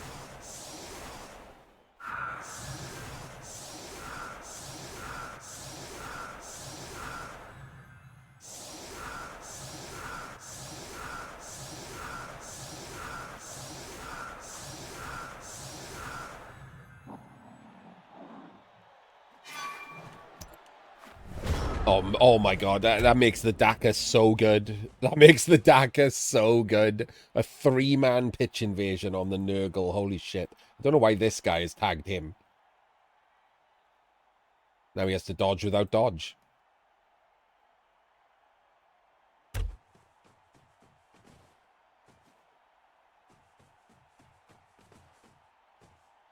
Frenzy Dancer and a Tackle Strip stacked Dancer.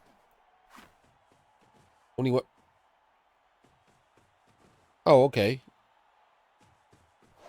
I mean, seems slightly greedy. Doesn't get him, so now he gets to blitz you with Mighty Blow, and when he could have done nothing at all. Could literally have done nothing. Now you could end up with blitzing him with Mighty Blow, sticking the rot spawn on the Dancer, and then just surfing him in 3 turns. Absolutely stupid and greedy to go for the Mighty Blow guy. Well, you haven't even got Mighty Blow yourself, so you're just praying at that point.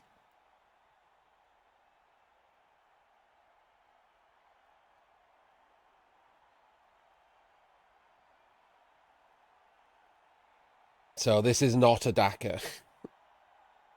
Because the whole point of a Daka is to spend at least 2 turns avoiding attrition. Like that is the major bonus of the Daka. And so we're not doing that. We're getting blitzed with Mighty Blow immediately on turn 1. And then a Rot Spawn could be on the Dancer, who could then be surfed. So if I'm the Nurgle here, because of the 3-man pitch invasion, that's exactly what I would do. I would hold the halfway line. Then I would try and surf this Dancer and see if he tries to rescue him. Move these down,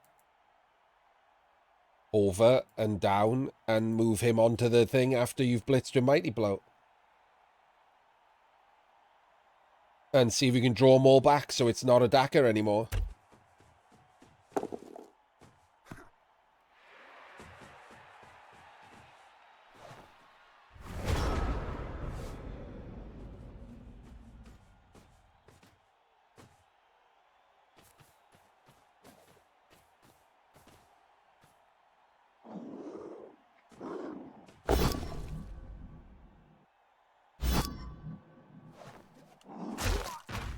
Yeah, but some of us have paid attention the 50 times I've explained it already, PC.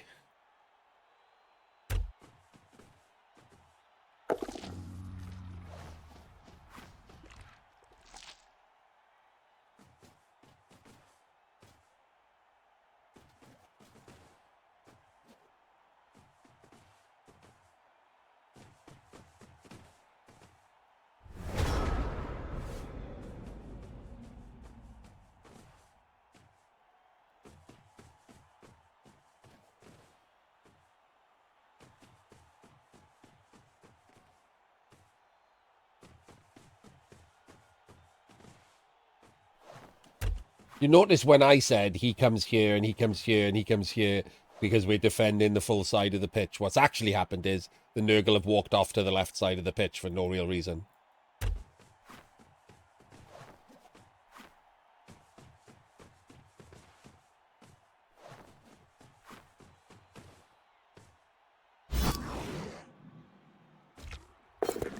And there we go. That's what I want to see. Oh, even better. Even better. Now he's filled that square himself, we could possibly surf him this turn.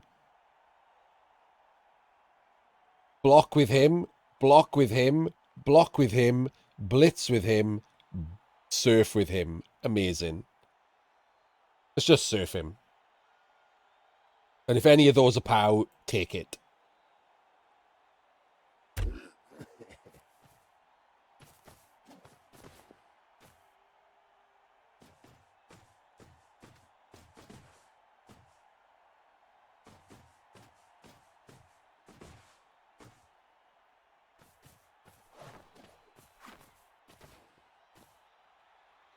Ah, boo.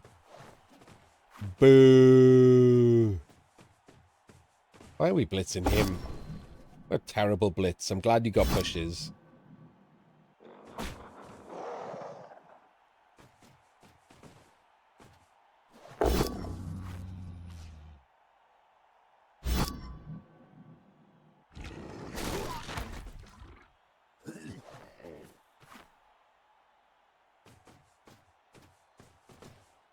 Why have we left it?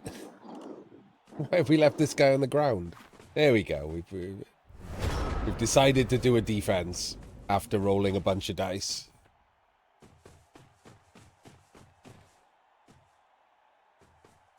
So we've transitioned from a Daka into just a do-si-do at this point.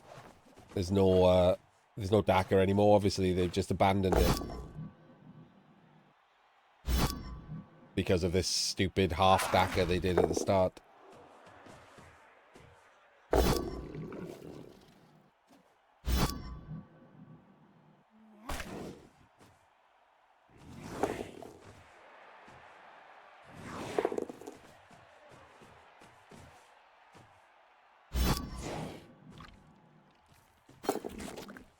Oh, mama. Come on. Let's surface a dancer. Come on.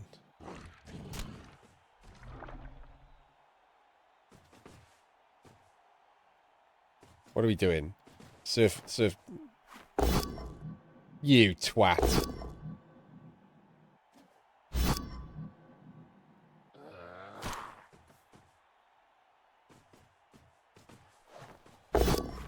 Good. Fully deserved. I hope it dies. Of course not. It's totally fine. Hasn't stood this guy up at all. There we go. Why are we going there? Okay. Alright. We've made a flat shape. Don't hate that.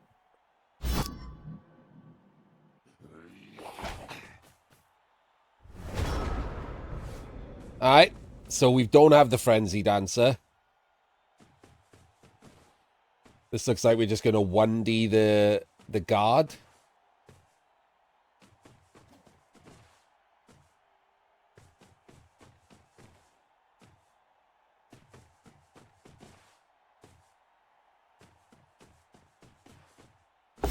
Which is, of course, a POW, and not a skull into a second dancer leaving the pitch. And 1 in 9's through. Disgraceful.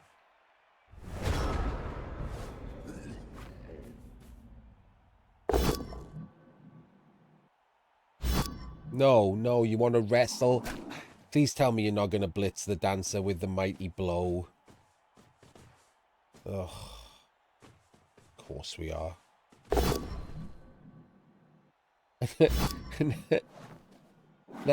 Now that's not a 3. So, just to be clear, if you put an assist in, if you'd blocked him first, now when you blitzed him there, this is a 3 dice block.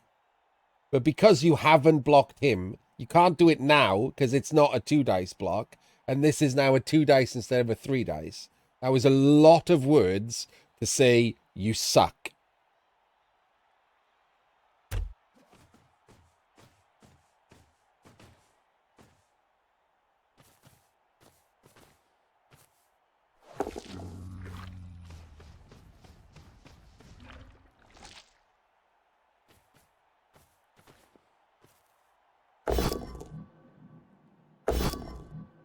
Yep, you suck.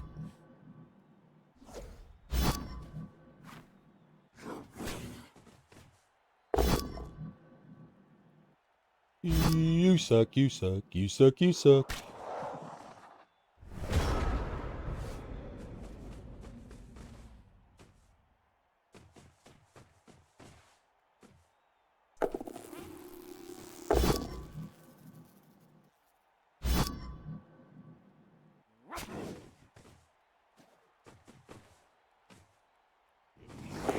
I have no idea what that was doing.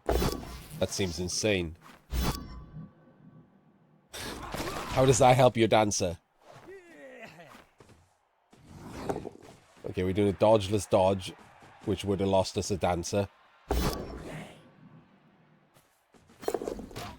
Christ, this is awful. Oh. God, like, I need... Anyone want a job? Would anyone... I guess you'd also have to be good, right?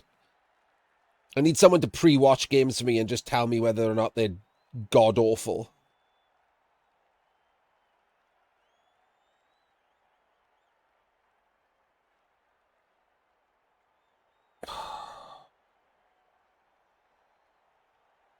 Honestly, the best I can do for you for Penguin Academy here is if you find yourself doing basically anything the Wood Elves done in this game, buy some coaching off someone.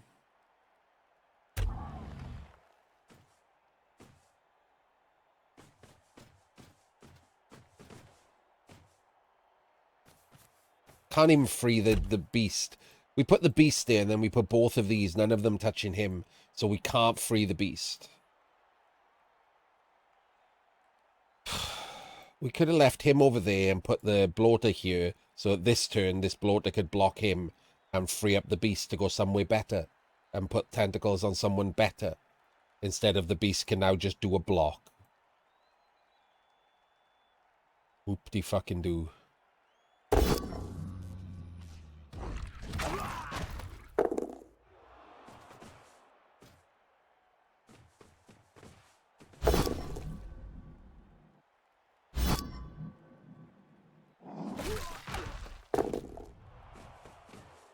You're not basing the ball? Not even basing the ball?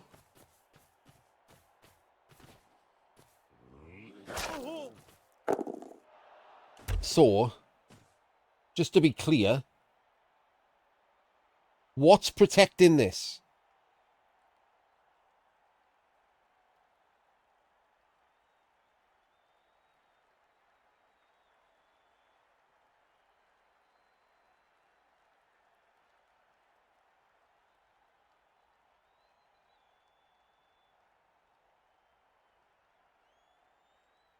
What's protecting that?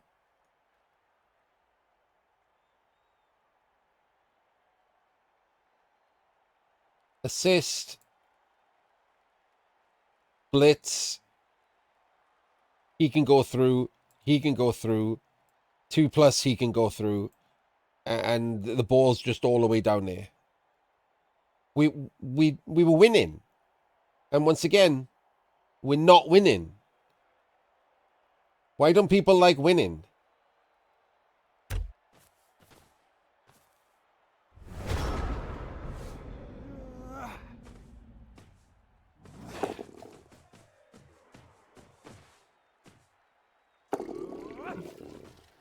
Okay, so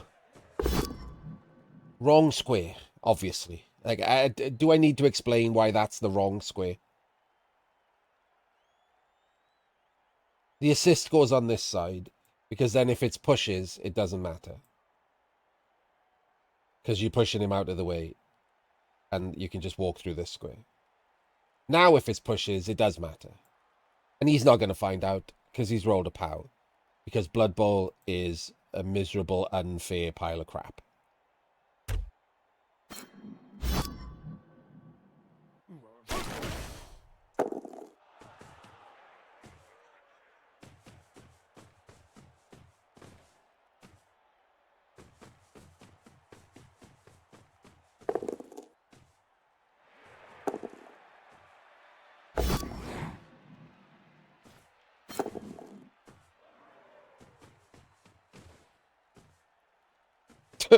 What? What? What is... Why would you constantly stop the player? How do you not know where you're going before you dodge?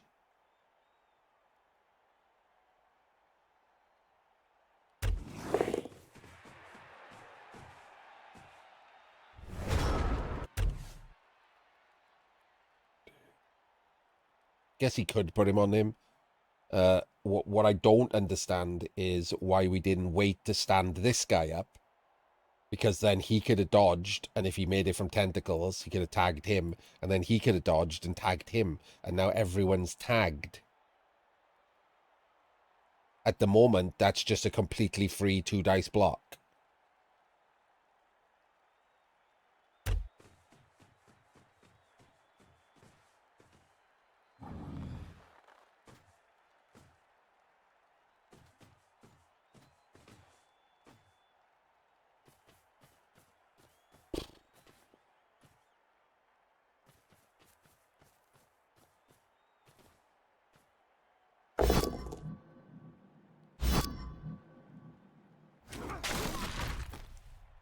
Yeah, wrestled, son.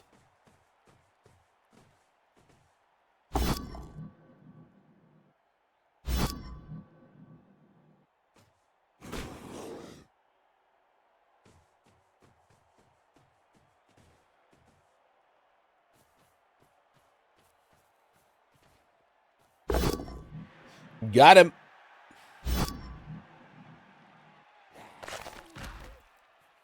Stunned him. No other scoring threat in place.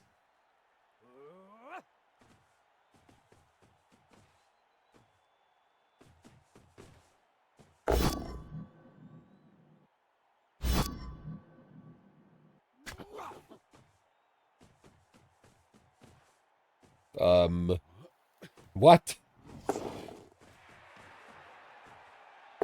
What are we doing? Oh, we're multiple dodging to try and score. And we've snaked.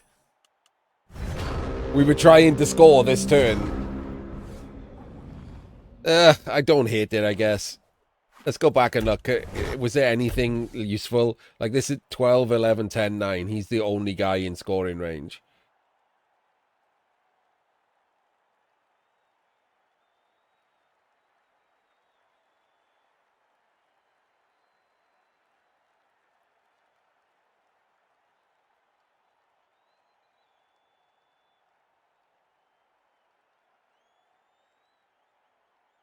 I don't think there's any way. Like, he could dodge, obviously, could do something. I don't think there's a. I guess you could 1-dice him to clear him up. 3, 4, 5, 6, 7. 1, 2, 3, 4, 5, 6, 7, 8, 9. So those two could form a screen.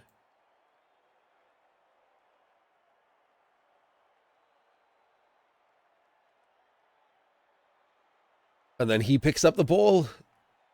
I guess you got a screen from extra here as well, right? And he's doing the blitz. So I guess you have to make it a 2-dice block. So there's a bunch of 2+s to do. But at least there's no 3s, right? Which is what he was just rolling. He comes here. That's a 2-dice. And it's to there. So both of them are now free. So 1, 2, 3, 4, 5, 6, 7. He goes there. Yes, he could. He could have had another scoring threat in place. I mean, he technically did. It just wasn't very a good one. And like I said, he could have done the things that I said and tagged him so he didn't just give up a completely free 2-dice.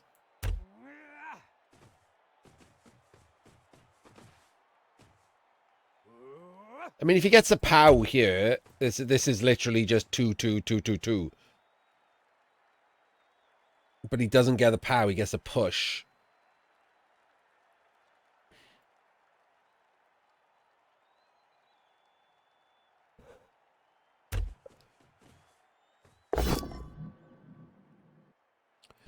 And once he gets the push, honestly, it might have been worth re-rolling the push.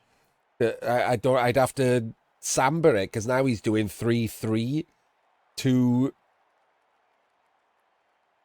3+, 3+, 2+, 2+, 2+, 2+. He's got 2 rerolls. That still is quite a high. percentage.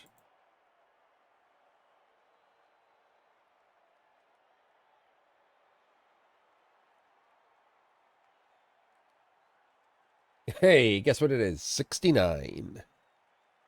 Nice.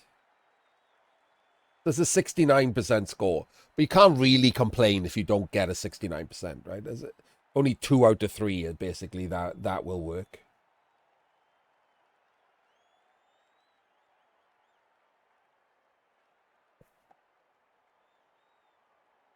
Whereas mine is all 2s.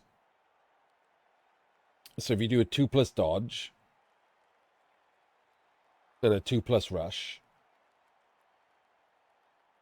I guess it is technically a 2 dice block with 5 successes. And that frees up both of these players. And then a 2+ rush. Yeah, mine's still in the 90s. And then like a 2+ pickup.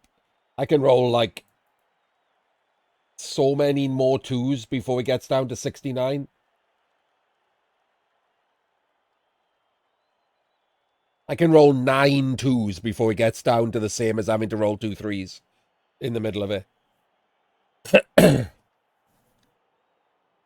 Making the actual dice rolls lower makes a hell of a difference in the percentage chance.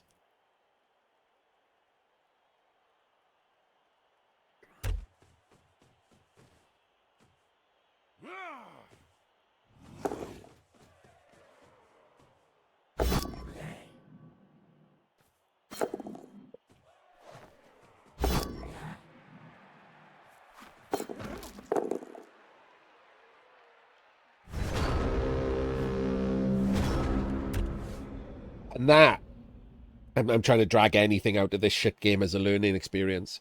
That is actually something that people need to wrap their head around, right? People will regularly have this, what just happened there, and say, well, it doesn't matter, I would have snaked. It absolutely matters. You shouldn't think of that as snaking. You should think of that as failing the percentage chance of succeeding that turn. It doesn't matter where you failed it. You failed, or essentially what happened is you failed a 69%. It doesn't matter where in the turn you failed it. Every single part of that was a disaster if you failed it. So you failed a 69%. It doesn't matter that it was a snake. It doesn't matter that it was there. All that matters is that you made a turn that had a plan that had a 69% chance of success, and therefore you failed. Whereas if you'd done a different turn with a higher percentage chance of success, you would have been correct. You could have snaked the first roll. It does nothing. Unless it's 100%, there's always a chance you're going to fail. But it doesn't matter. You've got to do the highest percentage chance of doing the thing that you need to do. Because you might fail this one, but in the future, your dice would have passed a 75% and failed a 69. In fact, 6 times out of every 100, that's exactly what will happen. And that's where your win rate is going. When you're wondering why your win rate is going down the drain, then that's why.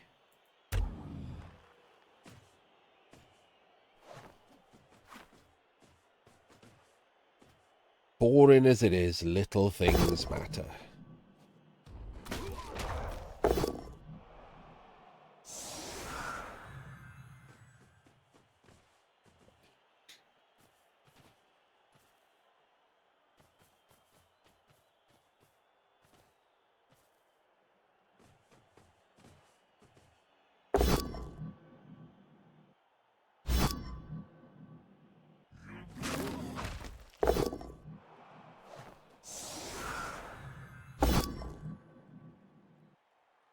Full pound the stripper.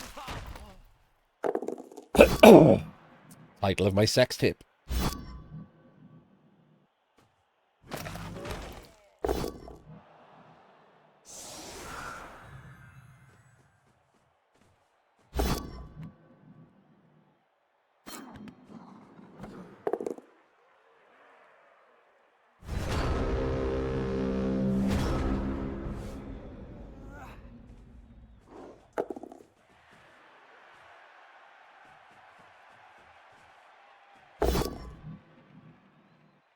Gets the pow.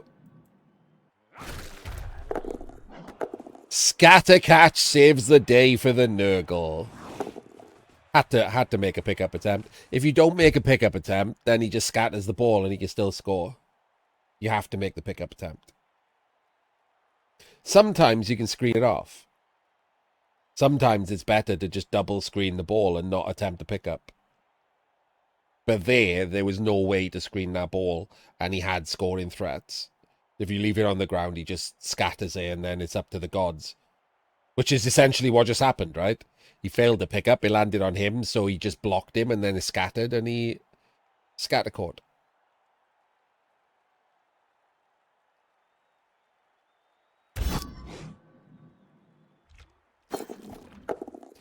Yeah, it's stupid, though. Like, it's one of those things. Jim is pretty famous for hating this, rather than me. He's right, and it's just that he's ranted about it more than I have. There's a bunch of things that get distilled down so much that they're basically meaningless and shit and wrong. Like, you know where they started. They started with the right idea, and then it just got stupid. And the stupid end of the stick is roll as few dice as possible and make your opponent roll as many dice as possible, which is just shit and wrong. Like, it's just the dumbest bit of advice ever.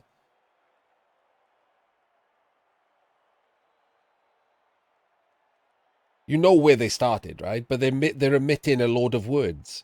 Obviously, if all of the dice you make your opponent roll are 2 dice blocks with Mighty Blow because you based them every single turn, that's not going to win you the game, is it? And, you know, the other end of the silly spectrum is if you roll no dice, it's impossible to score.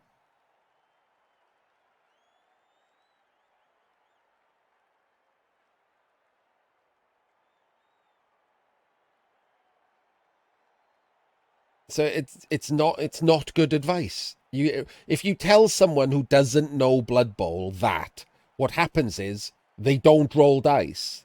They don't take blocks. They're scared to take a dodge. That's not gonna win them games.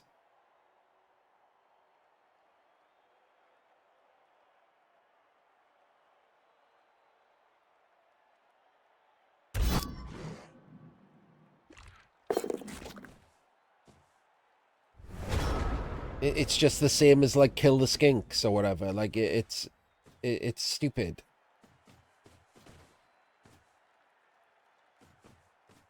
Any lizard player is dumb enough to let you kill all their skinks. You were going to win anyway.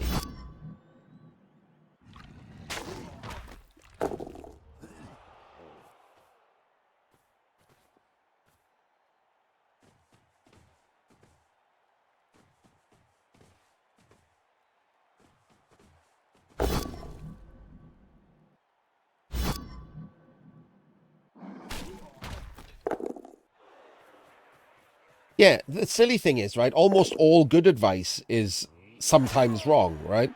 Safe moves first, if you did that all the time, would be wrong. All Blood Bowl advice is situational.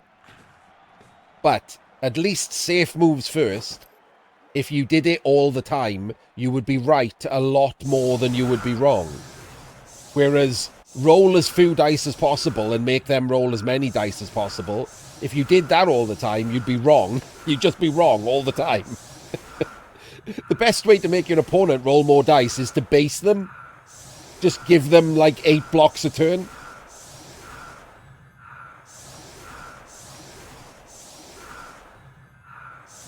I'm going to suggest that will not win you many games.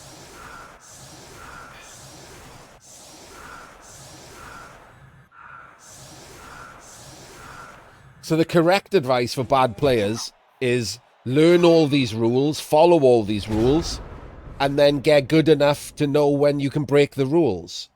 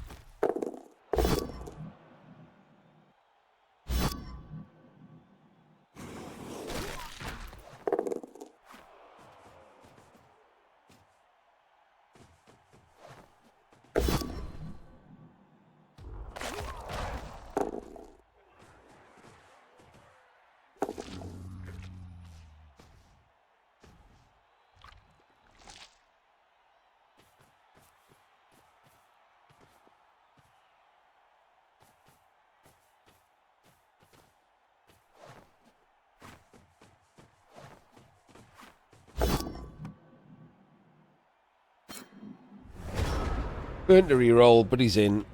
At some point, I pressed L and got rid of the dice.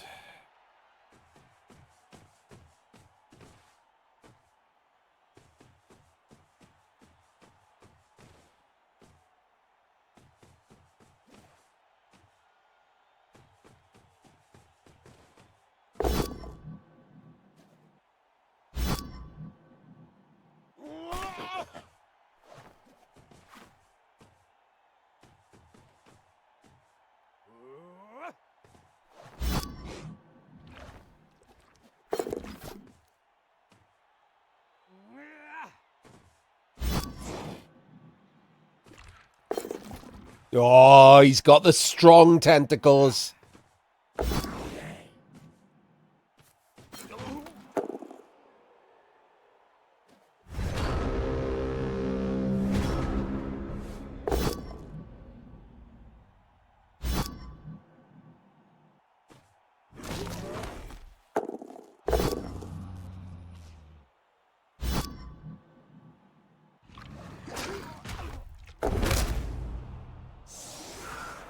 Just gonna get banged out here, isn't he?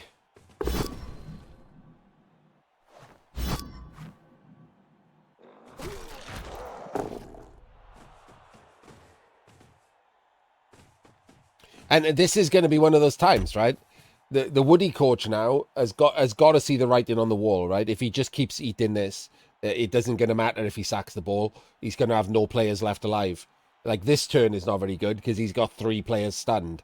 But if next turn they stand up or like they get back and he's only taken 1 stun or whatever, now you got to start thinking about, can I sack this ball somehow? Can I go for this? Like you got to give yourself the option of trying to sack this ball.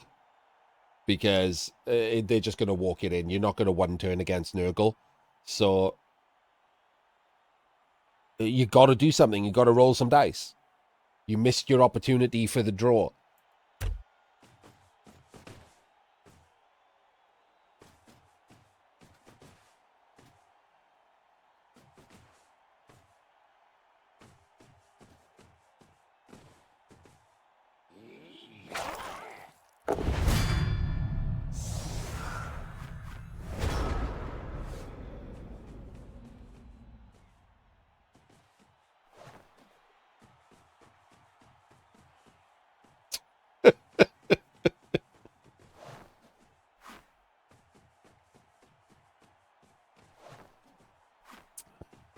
Okay.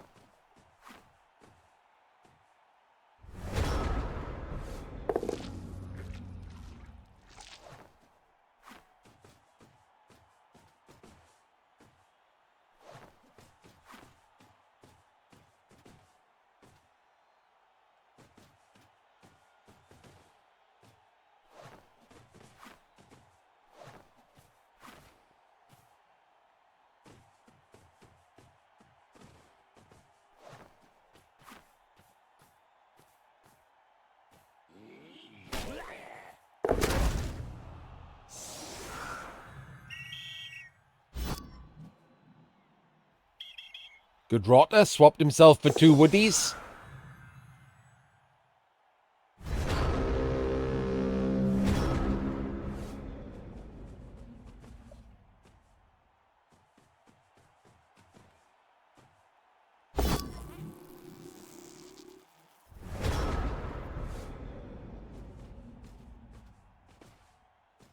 And the woody...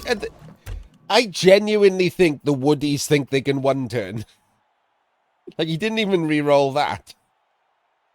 It's got 4 re-rolls. You're not going to 1 turn.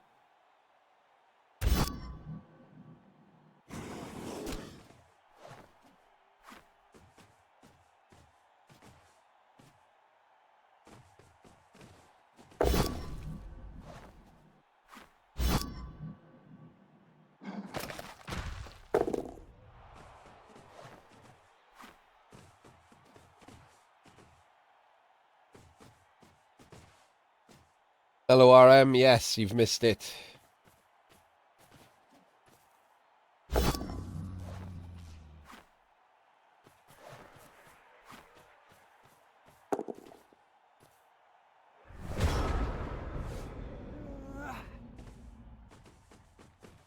I am aware that he was one of the past Euroball winning team. I'm also aware that he was shit at rats. And I don't care about people's past accomplishments.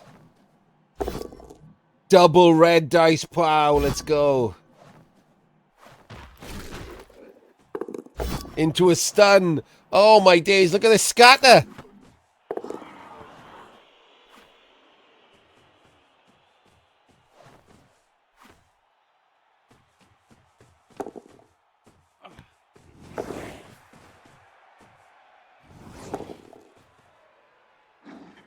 You're telling me there's a chance?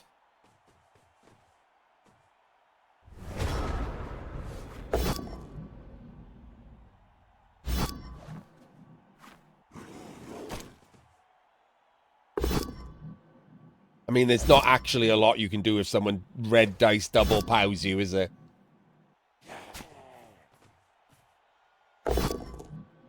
Why are we blocking him now? Why are we pushing him up? What's happening? Okay, well, that was a waste of a bunch of players. I was going to say, aren't you going to be in your own way? Okay, he's gone to stand there. And he's gone stupid. So he's not wrestling him. And he's not powering him. And he's definitely not powering him that would have wrestled him. Could he have done something better than that? It was impossible to do something better than that. I mean, first things first is yes. Like, couldn't we have blocked him there and chained the wrestler down? So at worst, it was a 3+ dodge to hit him with wrestle.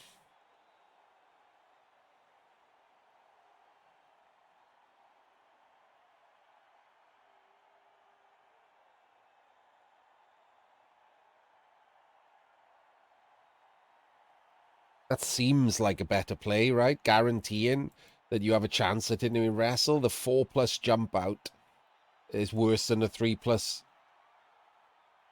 dodge.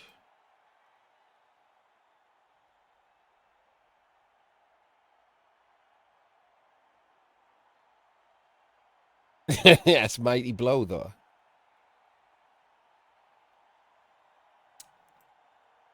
The beast went stupid, yeah, but it wouldn't have mattered, right? Because he would have just been down here and he could come this way.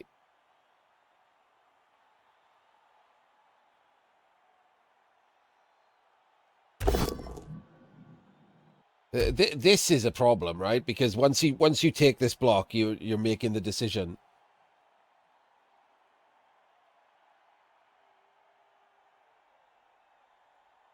Because you can't push him this way, because then he's blocking that route. You have to push him this way to open the route.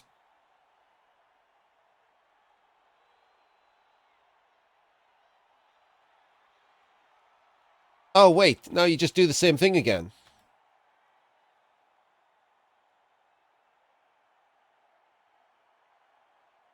So once he blocks here and follows,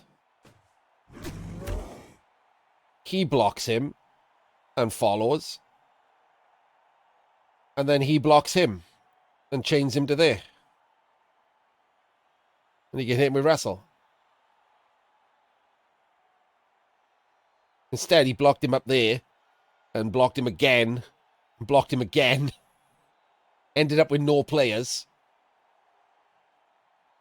When you need players to react to probably wrestling him. There's no point in, like, wrestling him down after all of that if you've moved everyone.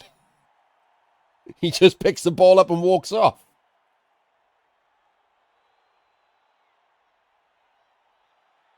Yeah, you got to give yourself a better chance of wrestling him, though. You can't just hope you're going to empower him, can you? But to be fair, like, he's incredibly unlucky. Being red dice double powered and having that scatter go where it was pretty unlucky. I will say I didn't like the defensive position of the Nurgle because they allowed that. They needed to be a bit more widespread instead, like, and just having like a Vengabus cage or whatever. You don't even really need the Vengabus cage, right? You got guard, so you can just spread out a bit. And instead, he was obsessed with just like jamming everyone in a tiny space and fouling. Because the space, taking the space is to stop what happened after that. Because if you do get red dice sacked, if you've got someone over here and screening with him, how are they getting to the ball? And then because you're all in a tiny space, he screened you off.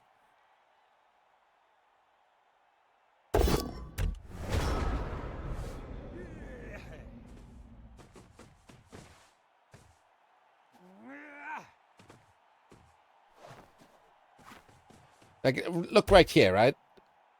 It's just red dice on the ball. Like, that happens. He's got strip. You don't have sure hands. You should be expecting a possible red dice on the ball. And this is not it, is it? Even if he gets the strip, if it bounces out to the left, you lose.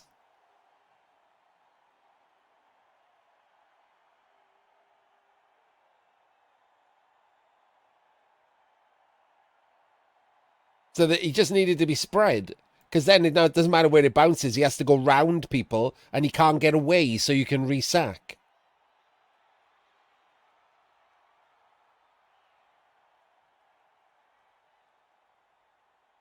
Or even better, don't be in the middle. Just move everyone to one side. So you can cover that and an L shape. And then if he does leap in and sack, no one can get in at the ball. There's no way for it to go.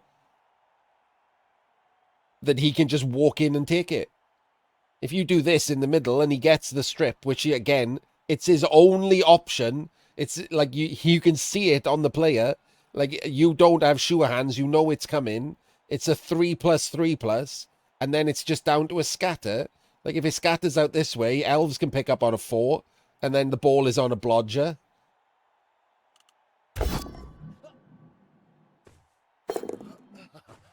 I mean, the red dice double pow sucks. But really, if this was push-push, this was exactly the same, right? The double pow doesn't make any difference here.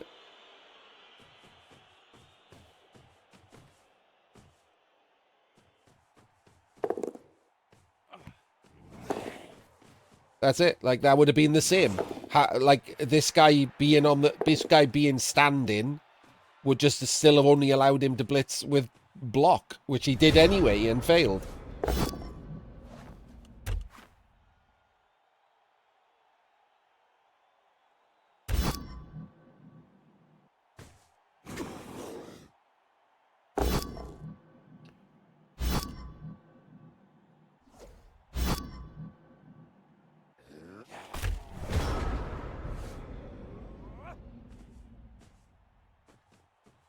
So yeah, the elves had a tiny win condition, and they took it, rolled the right dice.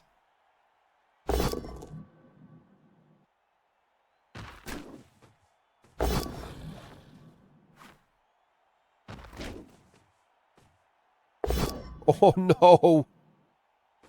Ho, ho, ho! Rolled a 1 into a 2. So close.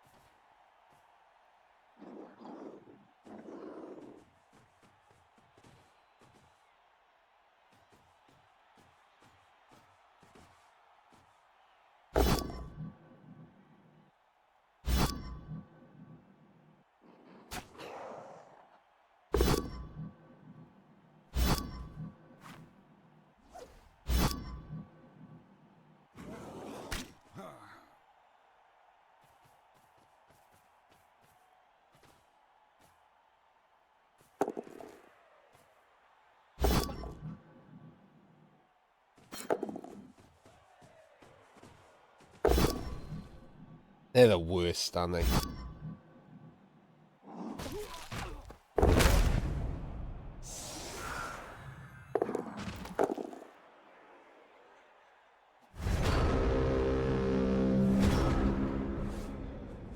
to be fair, nothing's as bad as rats.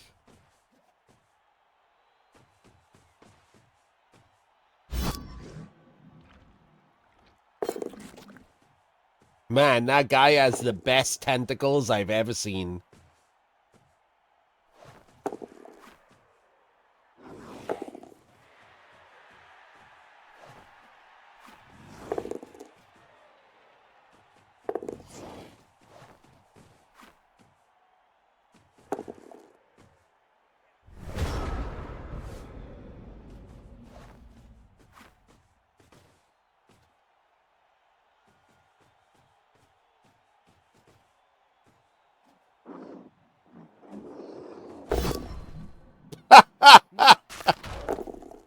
Well, G to the motherfucking G.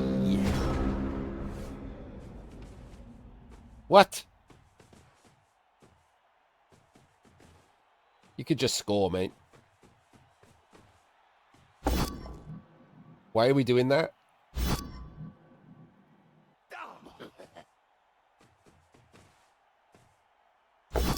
Oh, God. Oh, God. Why are we doing any of that?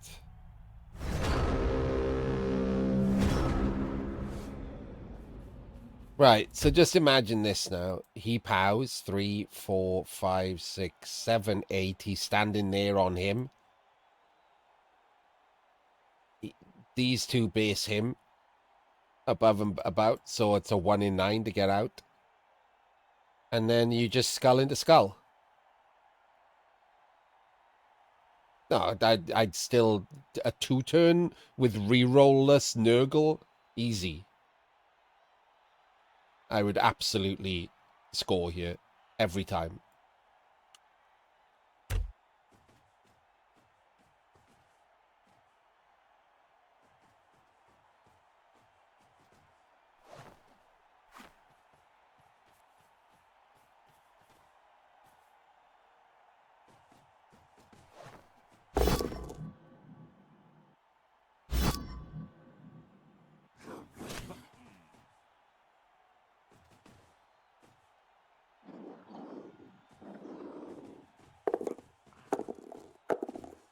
And now what?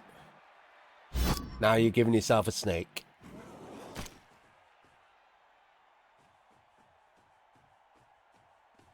Hope you snake.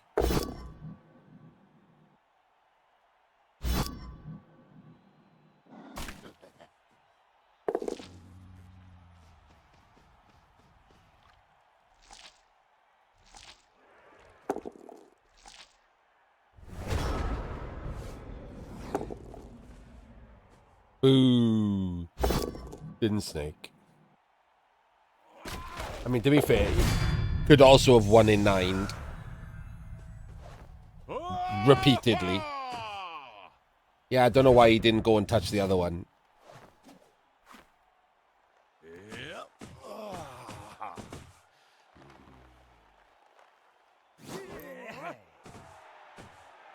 You had a reroll, so a snake is a snake.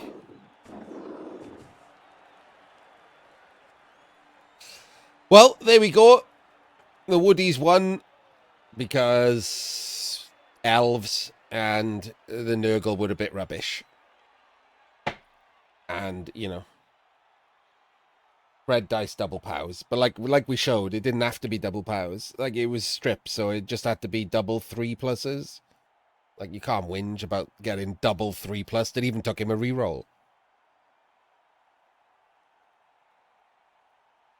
So we will see the Woodies in the next round and not the Nurgle. That might have been the only Nurgle. Let me have a quick look at my stats.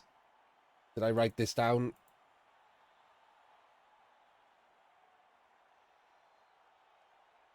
I did. It was not the only Nurgle. Oh, Jesus, there's 4 Nurgle. There are 4 Nurgle. There were 13 Woodies. One's gone.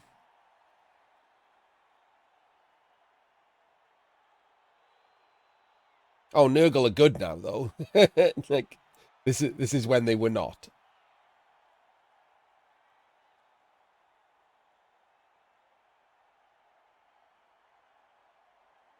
Oh, while we're here, before I end the video, the so in the Arena Cup, as I said, everyone had like an AI game at the start, like a buy. It's just you versus AI. Someone played it.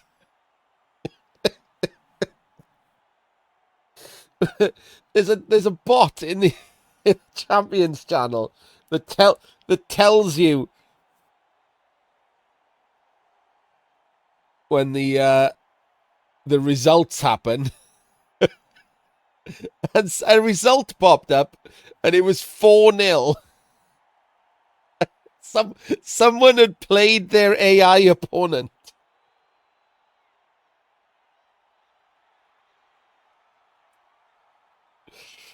So yeah, luckily it's a knockout cup, so it doesn't matter. Like the Swiss, if it was Swiss, someone might complain, right? But it doesn't matter. But that's pretty amazing.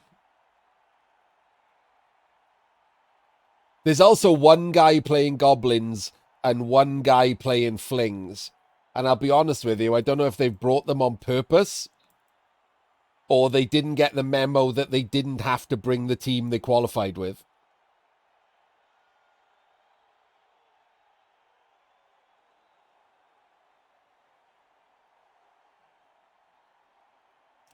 But I'll be keeping an eye out for both of those coaches. My match is probably Friday or Thursday.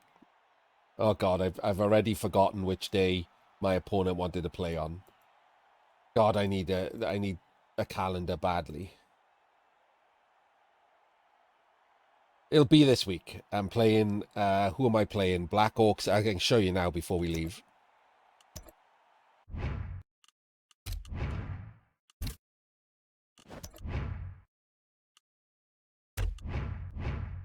I am playing Rats. Oh, I'm playing against Rats and someone called Dams. Good for causing damage, bad for the one turn and then go into overtime, etc. But and if I get past him, I play the winner of someone random and Mankiz in the real first round, the round of 64. So probably Mankiz. So I'm not gonna, but like I've said a million times, right? I'm playing these Black Orcs because I don't trust this at all. Uh, Running Dragon's been doing more work on checking out the possible dice vagaries in the background. He's well into it. We'll see if he comes up with anything. He is testing different dark elves. He always plays dark elves, really, if he can. He's a dark elf main.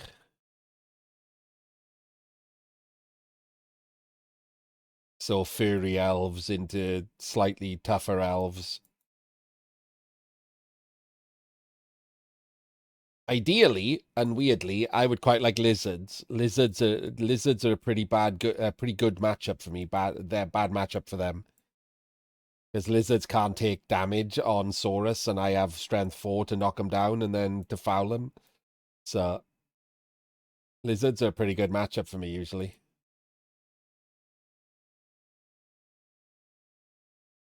Elves not so much.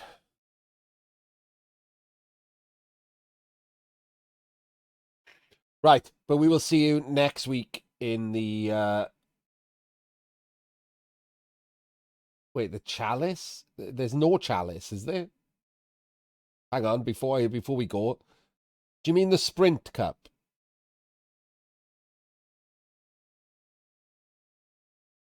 Okay. Well, I haven't done the sprint cup first round, so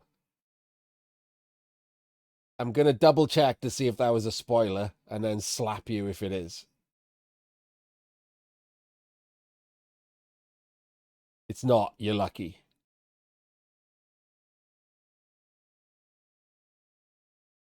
The Sprint Cup will be the next show we do tomorrow, which is going to be Leet versus Jejuka, Triple Skull versus Rock, and then Missing versus Dastardly Dan and his goblins.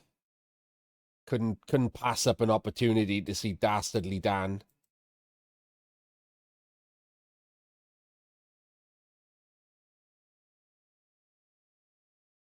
I'm downloading the games so I don't miss them because of the stupid replay thing. Anyway, that is the end of the video. We will see you in the next week's roundup for the, what is it? The round of 128 in the Arena Cup. Woohoo! See you then.